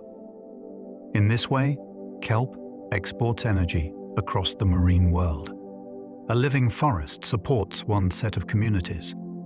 Detached and decaying kelp supports another. The same organism provides architecture, shelter, and then nourishment after its structure is gone. It is a vivid reminder that in the sea, growth and breakdown often happen as parts of one flowing system. Seagrass meadows store carbon by burying ancient sunlight underwater. Seagrasses are flowering plants, not seaweed, and their meadows perform one of the ocean's quietest and most important tasks. Through photosynthesis, they capture energy from sunlight and turn carbon into living tissue. But unlike many systems where that carbon quickly cycles back out, seagrass beds can trap and bury organic material in the sediment beneath them. Their roots and rhizomes help stabilize the seabed, slowing water enough for particles to settle and remain. Over long periods, layer after layer of carbon-rich matter can accumulate below the meadow. In that sense, these underwater fields are storing sunlight from years long past in dark coastal mud. The result matters far beyond the plants themselves. Seagrass meadows provide habitat for fish, shelter for young animals, and grazing grounds for species like turtles and dugongs, while also helping lock away carbon that might otherwise return to the atmosphere. Some of the sea's most important climate work happens low and green beneath shallow water. Forest canopies, roots, and fungi trade water, sugar, and warning signals. A forest is not just a collection of separate trees standing near one another. It is also a network of exchanges moving above and below ground. In the canopy, leaves capture sunlight and turn it into sugars. Below, roots and fungal partners help gather water and nutrients from the soil. Those fungi can link multiple plants, forming pathways through which resources and chemical signals may move. Scientists are still working out the limits and meaning of these transfers, yet the picture is already fascinating. A shaded seedling may receive some support through fungal connections. Plants under attack from insects can alter their chemistry and sometimes trigger defensive changes in nearby plants as well. Water stress in one part of a system can influence another. None of this turns a forest into a thinking creature, but it does reveal a living community full of traffic, exchange, and response. The woods are less solitary than they first appear. Trees can feed their seedlings through underground fungal networks. A forest seedling growing in deep shade faces a hard beginning. It may have little sunlight, thin roots, and few reserves of its own. Yet below the surface, it can be connected to fungal threads that link roots across the forest floor. These fungi trade with trees, receiving sugars made in leaves and helping gather water and minerals from the soil. In some cases, carbon and other resources appear to move through these shared networks, which means a young tree may gain support from older neighbors during its most vulnerable stage. Scientists still debate exactly how often and how much this happens, but the idea itself is astonishing. The forest is not only a competition of trunks racing upward. It can also be a connected system where hidden relationships shape who survives the dark years below. A small seedling may stand in shadow, yet still be tied into a living underground economy older trees helped create. Some plants poison neighbors to gain more room for life. Not every plant competes through height, shade, or root spread alone. Some fight chemically. They release substances from leaves, roots, or decaying litter that can hinder the germination or growth of nearby plants. This strategy is called allelopathy, and it turns the ground around a plant into contested chemical territory. Black walnut trees are a famous example because they produce compounds that many other species struggle to tolerate. Certain shrubs, grasses, and invasive plants do similar things in their own habitats. The effect can be subtle or severe, depending on soil, moisture, and which species are involved. What makes this so fascinating is that a seemingly still landscape is full of invisible conflict. A plant does not need teeth or claws to shape its neighborhood. It can alter the chemistry of the soil and reduce the chances of rivals taking hold. In the circle of life, even rooted organisms can wage quiet wars for space and light. Orchids can depend on fungi before they ever see light. Orchid seeds are astonishingly small, almost like dust, and that tiny size comes with a cost. Unlike many seeds, they contain very little stored food for the embryo. That means an orchid cannot simply land, sprout, and power itself into early growth on its own reserves. Instead, it often depends on a fungal partner in the soil to provide crucial nutrients during its first stage of life.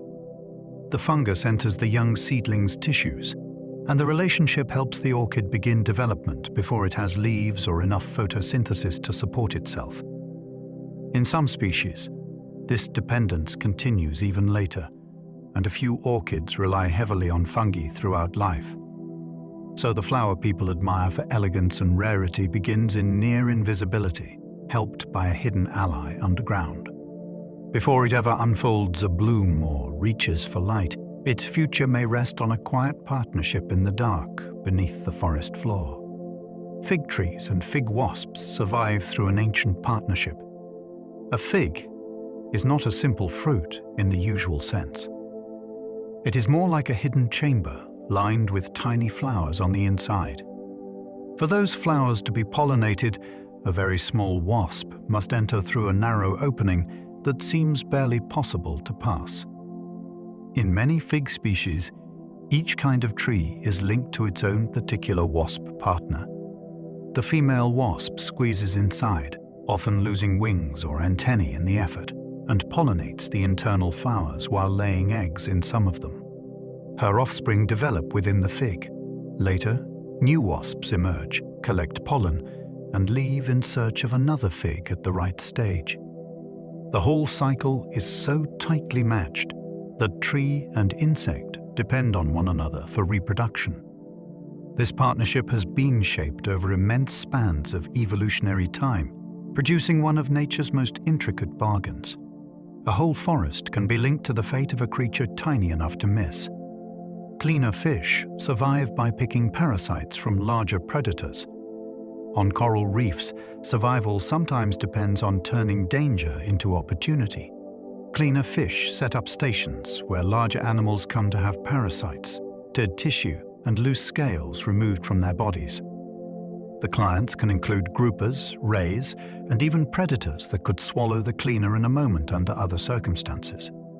Yet during these interactions, aggression is often reduced. The cleaner moves over gills, mouths, and skin with remarkable confidence, while the larger animal holds still long enough to benefit from the service. This is one of the reef's most extraordinary truces. The small fish gains food from what it removes. The larger animal gains health and relief. There are risks, and there can be cheating on both sides, but the relationship is stable enough to shape daily life on many reefs. It shows that the circle of life is not built on conflict alone. Sometimes survival flourishes through moments of negotiated trust between unequals. Clownfish and anemones protect each other with borrowed defenses.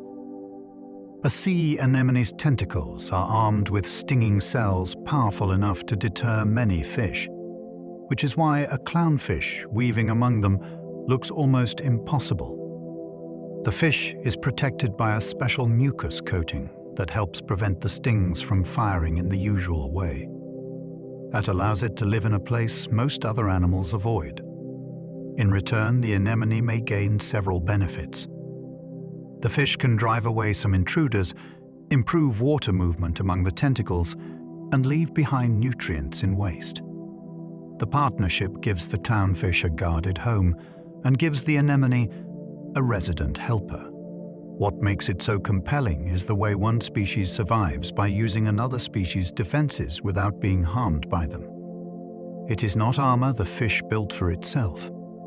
It is protection borrowed through adaptation and familiarity. A living fortress becomes a household, and both partners are safer because they stay together. Oxpeckers ride giants, feeding on parasites and wounds.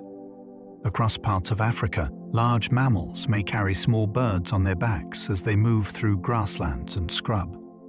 These are oxpeckers, and they spend much of their time clinging to animals such as buffalo, giraffes, rhinos, and antelope, while searching for ticks and other material to eat.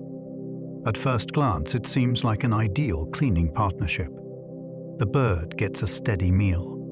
The mammal loses some parasites. Yet the relationship is more complicated than a simple favor. Oxpeckers may also feed at wounds and keep them open longer, which means the benefit to the host can be mixed. That complexity makes the partnership even more interesting because it shows how life rarely divides neatly into friend or enemy. The birds ride on muscle and hide like living passengers on moving continents. taking what they can from bodies far larger than their own. It is a reminder that even close biological relationships can be full of tension as well as advantage. Remoras travel with sharks, living from scraps and safe passage.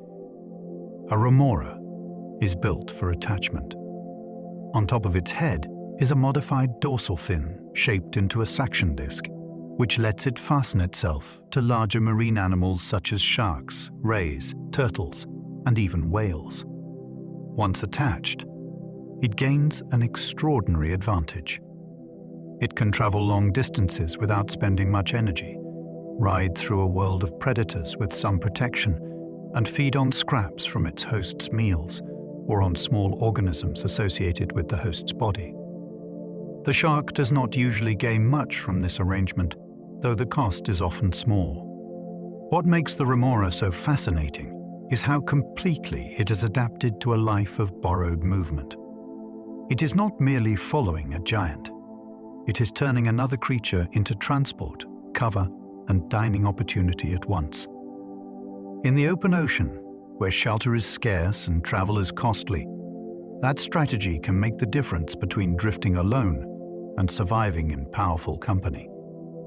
Some birds spread forests by passing seeds through their bodies. A bird swallowing fruit may look like the end of a seed's chances, but for many plants, it is the beginning of a journey. Seeds that survive digestion can be carried far from the parent tree, then dropped with a packet of nutrient-rich waste that helps them start. This is one of the great ways forests spread across landscapes. Birds can cross rivers, clearings, cliffs, and damaged ground where seeds might never roll or blow on their own. Some species are especially important because they eat large fruits and move large seeds, which smaller animals cannot handle. Others scatter countless smaller seeds across wide territories every day. What matters is not only distance, but direction. A seed moved away from the parent may escape overcrowding, disease, or seed-eating predators concentrated nearby. So a bird in flight is also a courier of future shade. Forests do not only grow from the ground up, they are carried outward on wings. Fruit evolved sweetness partly to recruit animals as couriers. Sweetness is not only a pleasure for human taste. In evolutionary terms, it can be an advertisement. A ripe fruit is often signaling to animals that it is ready to be eaten, because eating is the very thing that helps the plant move its seeds. Sugars make the fruit attractive. Color changes make it easier to spot. Softer flesh makes it easier to consume. All of this can work together to persuade birds, mammals, and other animals to act as transport. The animal receives energy.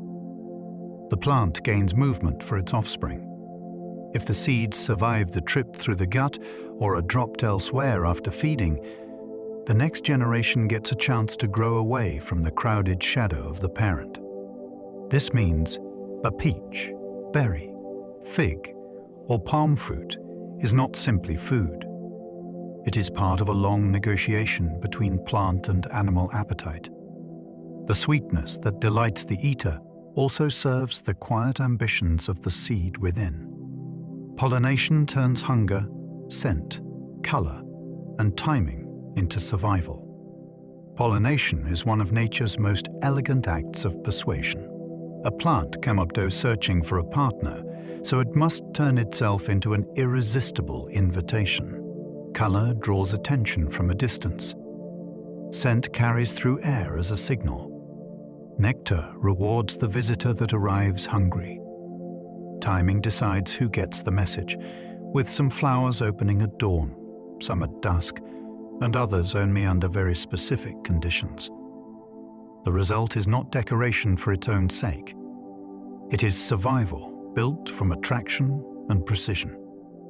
A bee, moth, bird, beetle, or bat follows its own needs, yet in doing so, it becomes part of a plant's future. Reproduction happens because appetite meets design at exactly the right moment. What looks like beauty in a field or garden is often strategy made visible. Every bloom is an offer. And every successful visit is a small victory in the long effort to keep life moving forward through another generation. Some flowers bloom for a single night to meet one pollinator. A flower that lasts only one night seems almost impossibly wasteful until you realize how exact its target can be. Some plants do not need a long season of visitors. They need one particular partner to arrive at one particular time. So they open briefly, release a powerful scent into the evening air, and present nectar or pollen just when the right pollinator is on the wing. Large white blossoms visited by night-flying moths are classic examples, because pale petals show well in low light, and fragrance travels farther in darkness than color can. In other cases, bats arrive after sunset to feed and carry pollen onward. The flower's short life is not fragility. It is precision. Energy is spent during the narrow window when success is most likely. Then, the bloom fades. The whole event can pass while most people sleep, a hidden performance of timing and partnership unfolding between dusk and dawn. Bats help create tequila, forests, and deserts full of fruit.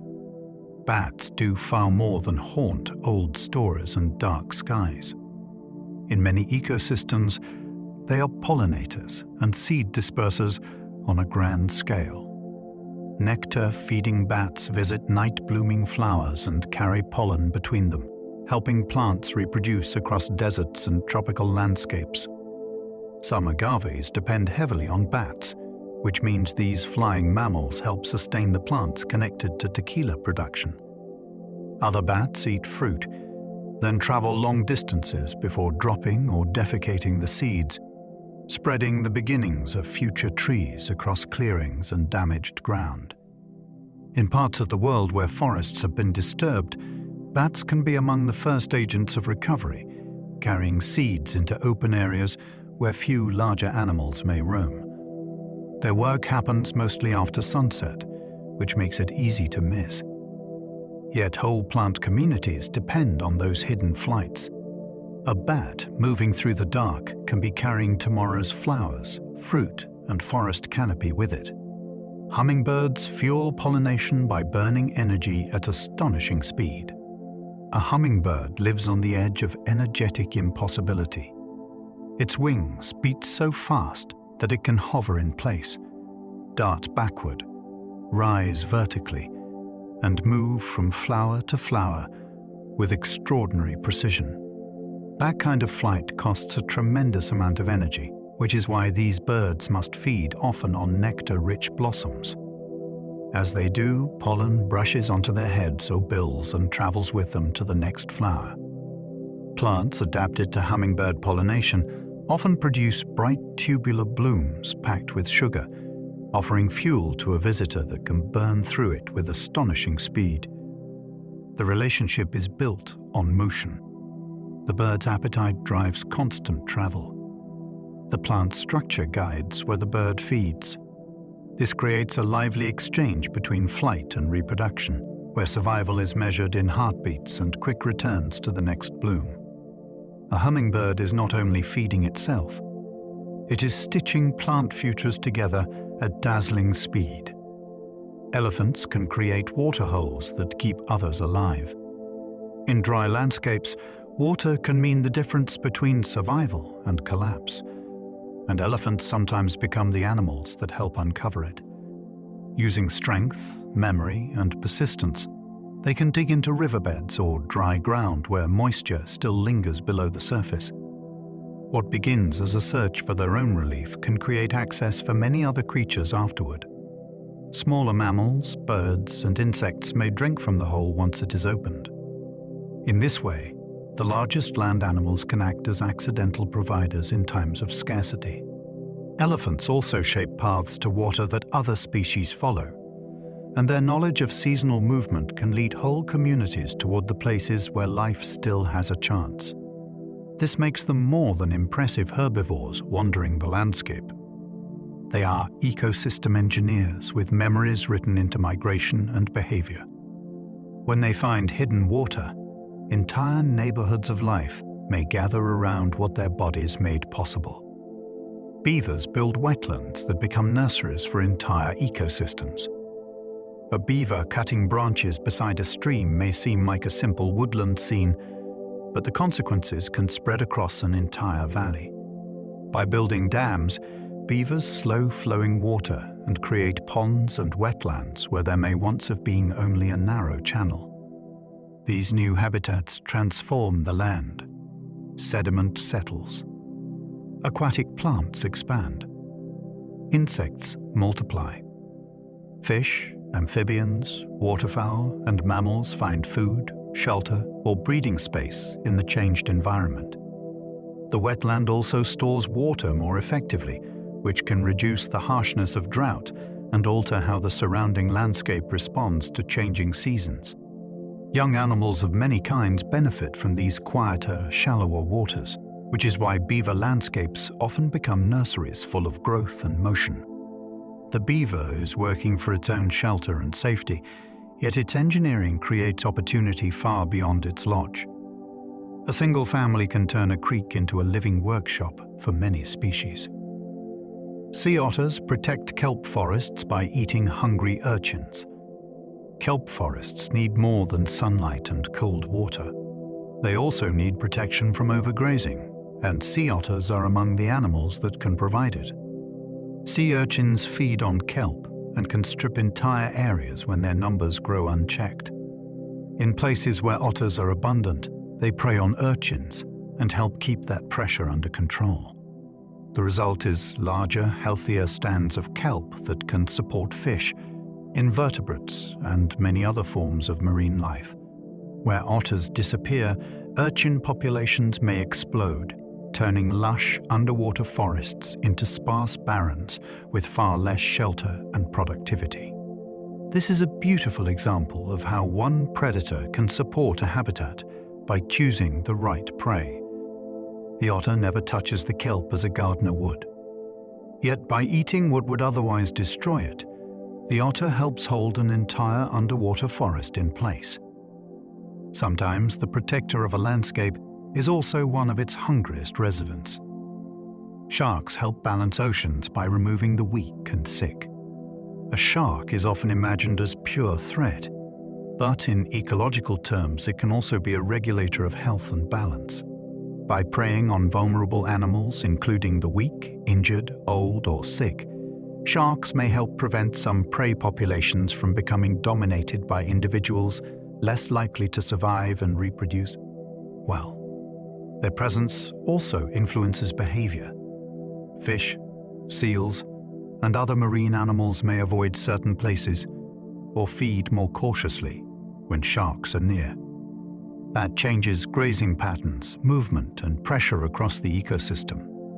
Remove large predators, and the effects can spread in surprising ways through food webs and habitats. This does not mean every shark is constantly improving the ocean like a careful manager, but it does mean their role is larger than fear suggests. They shape who feeds, who moves, and who survives. A shark's bite is only the visible edge of a deeper influence that can help keep marine systems from slipping out of balance. Predators can protect plant life without touching a single leaf. A predator does not need to eat plants to shape the fate of forests, grasslands, or riverbanks. Its influence can travel through the animals it hunts. When herbivores face a serious risk of being chased or killed, they often change where they feed, how long they stay, and how boldly they use exposed ground. That shift in behavior can spare young trees, tender shrubs, or streamside growth from being browsed too heavily. In some ecosystems, the mere presence of a predator helps create patches where plants regain ground because grazing animals no longer linger there so comfortably. This is one of the most fascinating indirect effects in nature. Teeth aimed at deer, antelope, or other herbivores can alter the future of leaves never bitten by the hunter itself. Life is linked by chains of consequence, not just direct contact. A stalking predator can shape the green world simply by making other animals nervous. Parasites shape evolution by forcing hosts into constant change. Parasites are among the most relentless drivers of biological change. They feed on hosts, exploit bodies, and spread through strategies that can be astonishingly refined. In response, hosts evolve defenses such as tougher barriers, smarter immune reactions, altered behavior, or new life cycle timing. Then parasites adapt again to overcome those defenses. The result is an evolutionary contest that never truly settles. This ongoing pressure can influence which genes spread through populations and which traits help individuals leave descendants. It may even help explain why so much life invests in genetic mixing, because variation can make it harder for parasites to exploit every host in the same way. What makes this so remarkable is that tiny organisms can help shape the destiny of much larger ones across immense stretches of time. A parasite is not just a burden on one animal or plant. It is a force that keeps pushing life to innovate, resist, and change in the struggle to stay one step ahead. Immunity itself is part of life's endless evolutionary arms race. An immune system is not a static shield that arrived finished and perfect. It is a living record of conflict shaped over immense time. Every virus, bacterium, fungus, and parasite that tries to exploit a body creates pressure for new defenses. In turn, those threats evolve ways to hide, invade, or mislead. The result is an arms race unfolding inside every generation. Cells learn to detect intruders, molecules mark danger, and memory helps the body respond faster the next time. Yet no victory is permanent. Pathogens change quickly, and hosts must keep adapting or fall behind. This is why immunity is both powerful and costly. It must be responsive without attacking too much, vigilant without becoming destructive to its own tissues. What feels like ordinary recovery from illness rests on an ancient struggle written into blood, lymph, skin, and cells. Every healthy body carries within it a battlefield shaped by countless past encounters. Sexual reproduction mixes old genes into never-before-seen combinations. Sexual reproduction does something astonishingly creative with ancient material.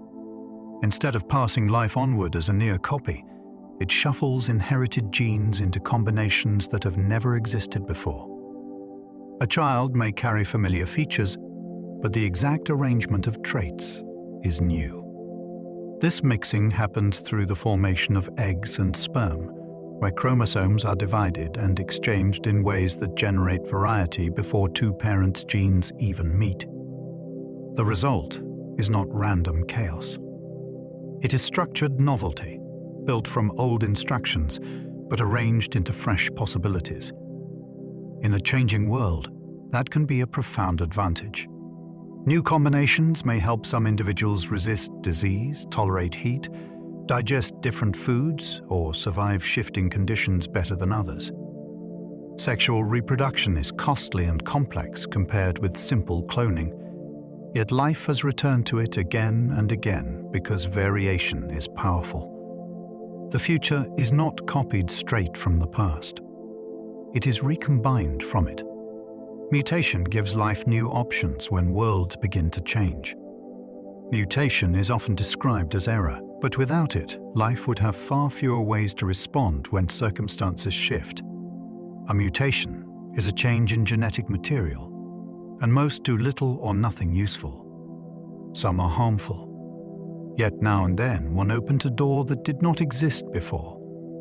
It may alter pigment, shape a protein differently, shift development, or change how a body handles heat, cold, salt, altitude, or disease. In a stable world, such changes might remain rare and unimportant. But when climates move, habitats break apart, predators arrive, or food sources change, a once minor difference can become the key to survival. Evolution cannot plan ahead. It works with what variation happens to appear. Mutation supplies that variation, giving natural selection something to work on when older solutions stop fitting the world. In that sense, mutation is one of life's quiet sources of possibility, a generator of options for futures not yet arrived. Extinction clears space for entirely different forms of life. Extinction is loss on a grand scale, and nothing about it is gentle for the lineages that disappear. Yet in the long history of life, disappearance has often opened ecological space for very different survivors. When dominant groups vanish, habitats, food sources, and lifestyles that were once tightly occupied can become available again. Creatures that had lived in the margins may diversify into those openings, evolving new sizes, behaviors, and body plans over time. This does not make extinction good in any simple sense. It means only that evolution keeps moving through absence, as well as survival. The world after a loss is not the same world as before. Forests, oceans, and skies can be claimed by new rulers because old ones are gone. Some of the most dramatic turns in Earth's biological story begin with empty niches waiting to be filled. A vanished lineage leaves behind not only silence, but opportunity for something wholly different to emerge. The dinosaurs' fall helped mammals rise into new worlds. For much of the age of dinosaurs, mammals were present, but largely lived in the shadows of far larger and more dominant animals. Many were small, nocturnal, and limited in the roles they could occupy. Then came the catastrophe at the end of the Cretaceous, when a massive asteroid impact and its aftermath helped erase non-avian dinosaurs from most of the planet. The change was devastating, but it also transformed opportunity. With giant reptilian rulers gone, many ecological niches opened across land, water, and air. Mammals began diversifying into new forms with extraordinary speed over evolutionary time. Some became swift runners, some burrowers, some climbers, some swimmers, and eventually, some enormous. Predators changed. Plant eaters changed. Brains, senses, and body plans explored new directions. Humans are part of that distant consequence. Our own story depends on a disaster that ended another empire of life and left room for small survivors to expand into a very different world. Mass extinctions can reset the entire direction of evolution. Most extinction happens in an uneven, ongoing way, but a mass extinction is different. It is a crisis so sweeping that large portions of life vanish across many groups and habitats in geologically short spans of time. When that happens, evolution does not simply continue on the same path with fewer players. The direction itself can change. Entire dominant lineages may disappear. Food webs are broken apart. Landscapes and oceans are repopulated by survivors that suddenly face a transformed world. After such events, traits that were once marginal may become valuable, and groups that were once minor can expand dramatically. Earth's history includes several of these great resets, and each reshaped the possibilities that came after. The biological future on the other side was not pre-written. It emerged from survival, chance, and the opportunities left in the aftermath. A mass extinction is not merely an ending. It is a turning point where the whole trajectory of life can bend. Birds are living dinosaurs still carrying ancient survival stories. When a bird lifts from a branch or crosses the sky, you are seeing the last surviving lineage of dinosaurs in motion. This is not a poetic comparison. Birds evolved from small feathered theropod dinosaurs, and their bodies still carry that ancestry in bone structure, posture, eggs, nesting behavior, and the remarkable anatomy of feathers. The catastrophe that ended the non-avian dinosaurs did not erase the whole group. One branch survived and continued through time until it became the sparrows, owls, parrots, eagles, penguins, and hummingbirds of today. That means the dinosaur story never fully ended. It changed scale and took to the modern world in new forms. A robin on a lawn and a pigeon in a city both belong to an ancient lineage that endured one of Earth's greatest crises. Their songs, migrations, and courtship displays are part of a survival story stretching back to the Mesozoic. Dinosaurs did not only leave fossils, they still fly overhead. Human bodies still carry traces of life's oldest ancestors. The human body feels modern to us because it is familiar, yet it is assembled from features with very deep ancestry. Your spine reflects a vertebrate past. Your limbs follow a pattern inherited from long ago tetrapod ancestors. The jaw, middle ear bones, and arrangement of major organs all carry echoes of older chapters in animal evolution. Even early development reveals structures that make more sense when seen as inherited history rather than fresh design. We do not begin from scratch in each generation. We are built from modifications of ancient plans that worked well enough to be preserved and reshaped across immense time. This is why the body can seem like a museum that moves and speaks. New traits were added, old ones were repurposed, and some leftovers remain despite no longer serving their original role. To look at a human being is also to look at a long chain of survival written in tissue, bone, and shared biological architecture. Every embryo briefly echoes deeper chapters of evolutionary history. Early development is not a replay of evolution in any strict or simple sense. Yet embryos can still reveal striking traces of shared ancestry. As a vertebrate embryo grows, it passes through stages where certain features resemble patterns seen across other members of the group. These similarities reflect old developmental programs that evolution has modified rather than discarded. Structures appear, shift, merge, or disappear as the body takes shape.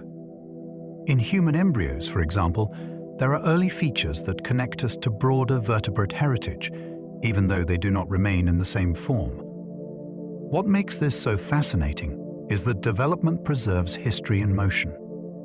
The body is assembled using inherited instructions, layered and altered over vast time. Watching that process is like seeing deep ancestry flicker briefly through the making of something new. An embryo is not a museum exhibit, but during development it does reveal that the present body is built on very old biological foundations. Breast milk passes immunity from one life into another. Breast milk is not only food, it is also a transfer of protection. Along with fats, sugars, water, and proteins needed for growth, it carries antibodies and other immune factors that help guard an infant during a vulnerable stage of life.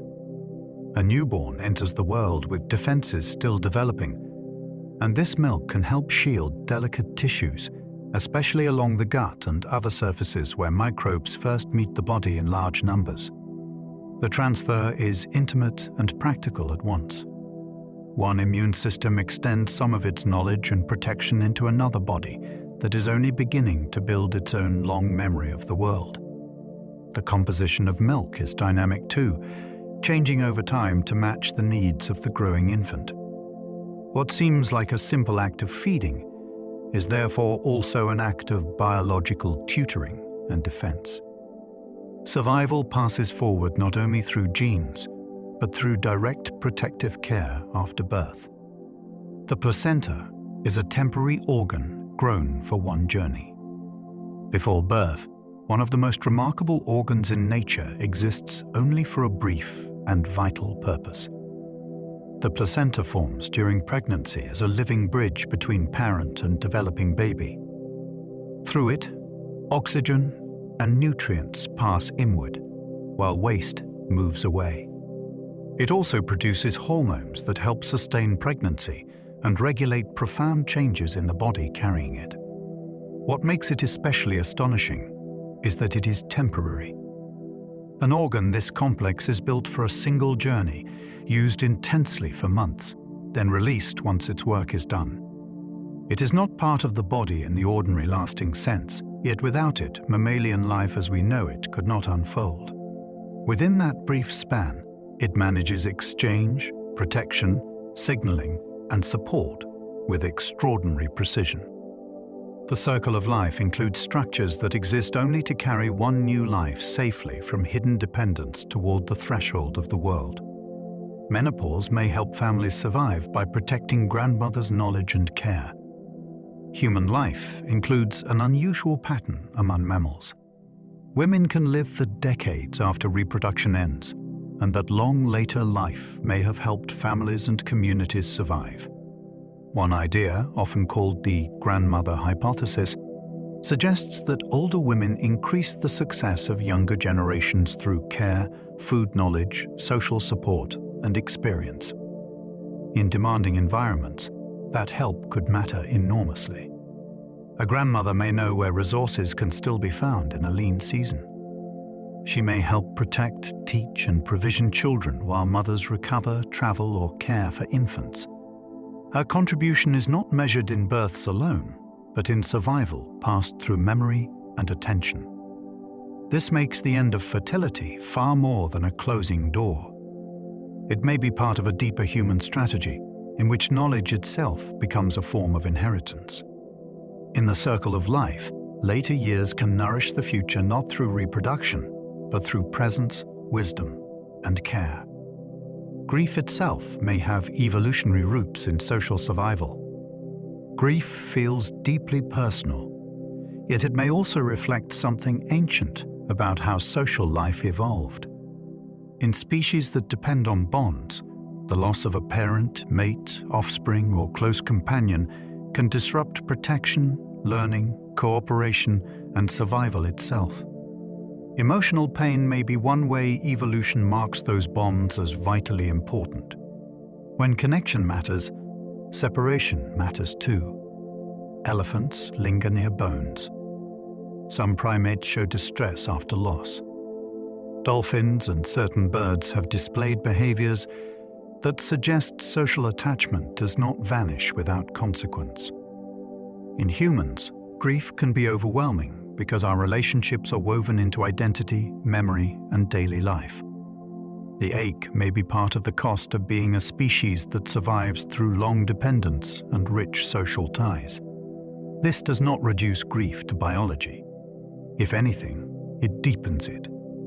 Sorrow may exist because attachment mattered so much that evolution built pain around its breaking to reflect the true weight of the bond. Aging may exist because bodies invest more in offspring than repair. A body has limited energy, and evolution is often less concerned with indefinite maintenance than with successful reproduction. One influential idea in biology is that aging emerges partly because organisms invest resources in growth, survival long enough to reproduce, and the raising of young, rather than in perfect lifelong repair. Damage accumulates. Cellular systems remain impressive, but they are not flawless. Over time, wear, mutation, stress, and declining maintenance begin to show. From evolution's perspective, a body that survives well through its reproductive years, they already have done enough to pass on its genes, even if it later deteriorates. That can feel harsh, but it reveals something profound about life's priorities. Organisms are not built primarily for immortality. They are built to continue the lineage. Aging, then, may be one consequence of an ancient trade. The future is purchased by investment in offspring and by accepting that repair will never be endless, complete, or free. Some animals die after reproduction because survival has already been spent. In some species, reproduction is not followed by recovery, but by collapse. Pacific salmon are famous for this pattern, yet they are not alone. Certain insects, octopuses, and other animals pour so much energy into mating, migration, egg production, or parental effort that little remains for continued life. The body has, in a real sense, been spent. Hormones may shift. Feeding may stop. Tissues may deteriorate rapidly.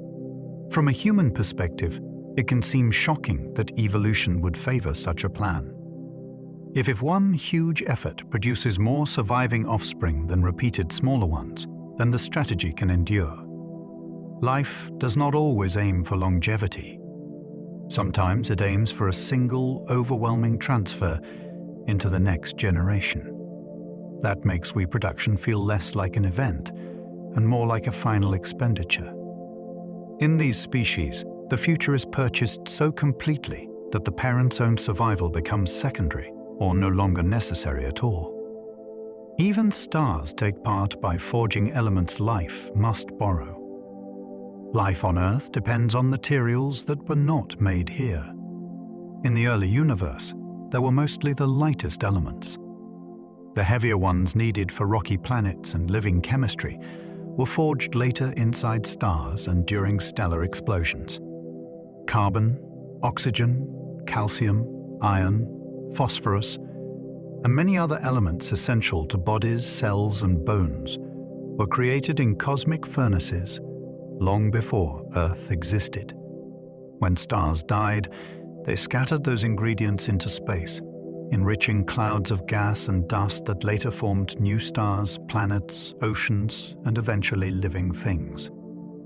That means every organism is participating in a cycle far larger than biology alone. The circle of life reaches backward into astrophysics. Your blood depends on ancient stellar events. Your teeth and skeleton carry the aftermath of long-dead suns. Life does not create its raw materials from nothing. It inherits them from the universe, borrowing matter forged in fire to build brief and astonishing forms. The carbon cycle moves through air, ocean, rock, soil, and flesh. Carbon is one of the great travelers of Earth. It moves through the atmosphere as carbon dioxide, enters plants through photosynthesis, passes into animals through food, returns through breathing and decay, and can sink into oceans, soils, shells, and stone. Some carbon cycles quickly through leaves, bodies, and air within days or years. Some becomes locked away in wood, deep sediments, limestone, or fossil fuels for ages beyond human memory. Volcanoes, weathering, currents, microbes, and fire all play roles in shifting it onward. What makes this so extraordinary is the range. The same element can drift in sky, dissolve in seawater, harden into rock, feed a forest, and briefly become part of a human thought. Carbon is a thread linking chemistry, geology, climate, and life into one moving system. The circle of life is not only about birth and death in organisms. It is also about the endless journey of matter through worlds living and non-living alike. The nitrogen in your body was once fixed by microbes. Nitrogen is essential for proteins, DNA, and many of life's most important molecules. Yet most organisms cannot use the vast reservoir of nitrogen gas in the atmosphere directly. Before it could become part of your muscles, skin, enzymes, or genes, it had to be transformed into usable forms such as ammonia or nitrate. That critical step, called nitrogen fixation, is carried out mainly by certain microbes. Some live freely in soil or water. Others form close partnerships with plants, especially legumes, helping feed roots while gaining shelter and nutrients in return. From there, nitrogen moves through food webs into animals and onward through waste and decay. This gives the element a remarkable story. Part of your body began in air that was chemically unreachable to you, until microscopic life made it available. The circle of life depends on these hidden chemists. Without them, much of the nitrogen around us would remain untouchable, and living bodies could never be built as they are. Life on Earth is a planetary loop powered by sunlight. Seen from far enough away, life on Earth can be understood as a vast planetary process driven mainly by incoming sunlight. Plants, algae, and photosynthetic microbes capture that energy and store it in chemical form. Animals eat plants or eat one another. Microbes decompose what dies. Nutrients cycle back through soil, water, and air. Energy flows through the system, while matter is endlessly rearranged. Sunlight powers growth, movement, repair, and reproduction, then escapes again as heat after doing its work. This means life is neither static nor isolated. It is a planetary loop in constant motion, linking atmosphere, oceans, continents, and the thin living skin wrapped around them. Every forest, reef, grassland, and body participates in that larger circulation. The circle of life is not merely a poetic image. It is a literal pattern of energy entering, matter cycling, and living forms rising and falling within that exchange. The planet stays alive because the loop keeps turning. The circle of life is really countless circles nested together.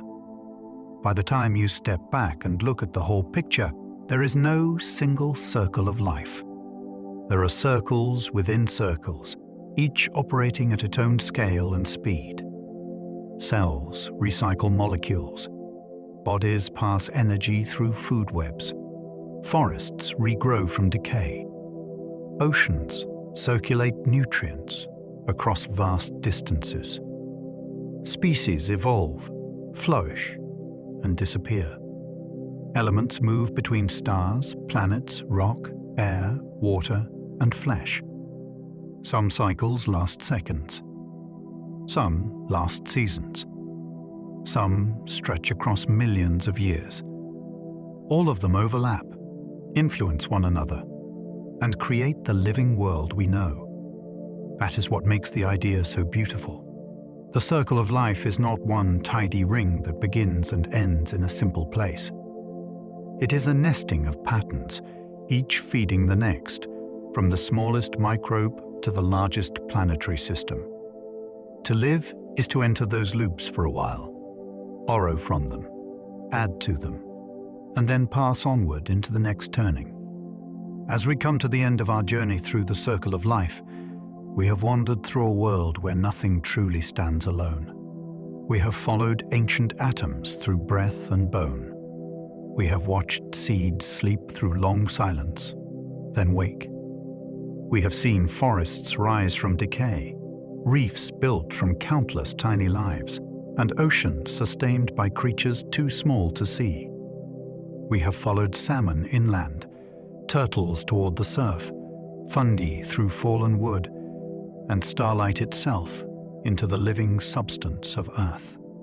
And perhaps the most beautiful part of all is this: life is never only about beginnings, and never only about endings. It is about passing onward. A leaf becomes soil. Soil becomes root. Root becomes flower, fruit, feather, fur, flesh, and breath. Rivers carry it. Wind scatters it. Fire changes it. Time folds it back into the waiting world again. So now, let that thought grow softer in your mind. You do not need to hold every detail. You can let the images drift. Dark forests breathing after rain. Coral cities beneath slow water. Moonlit beaches. Quiet ponds changing by degrees.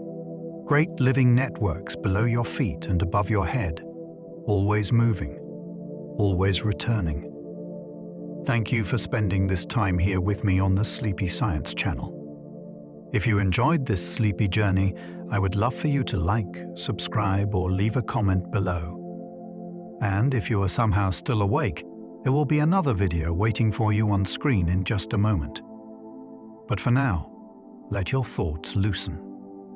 Let your breathing slow. Let the day fade gently into the distance as the living world keeps turning without hurry around you. Sleep well, and good night.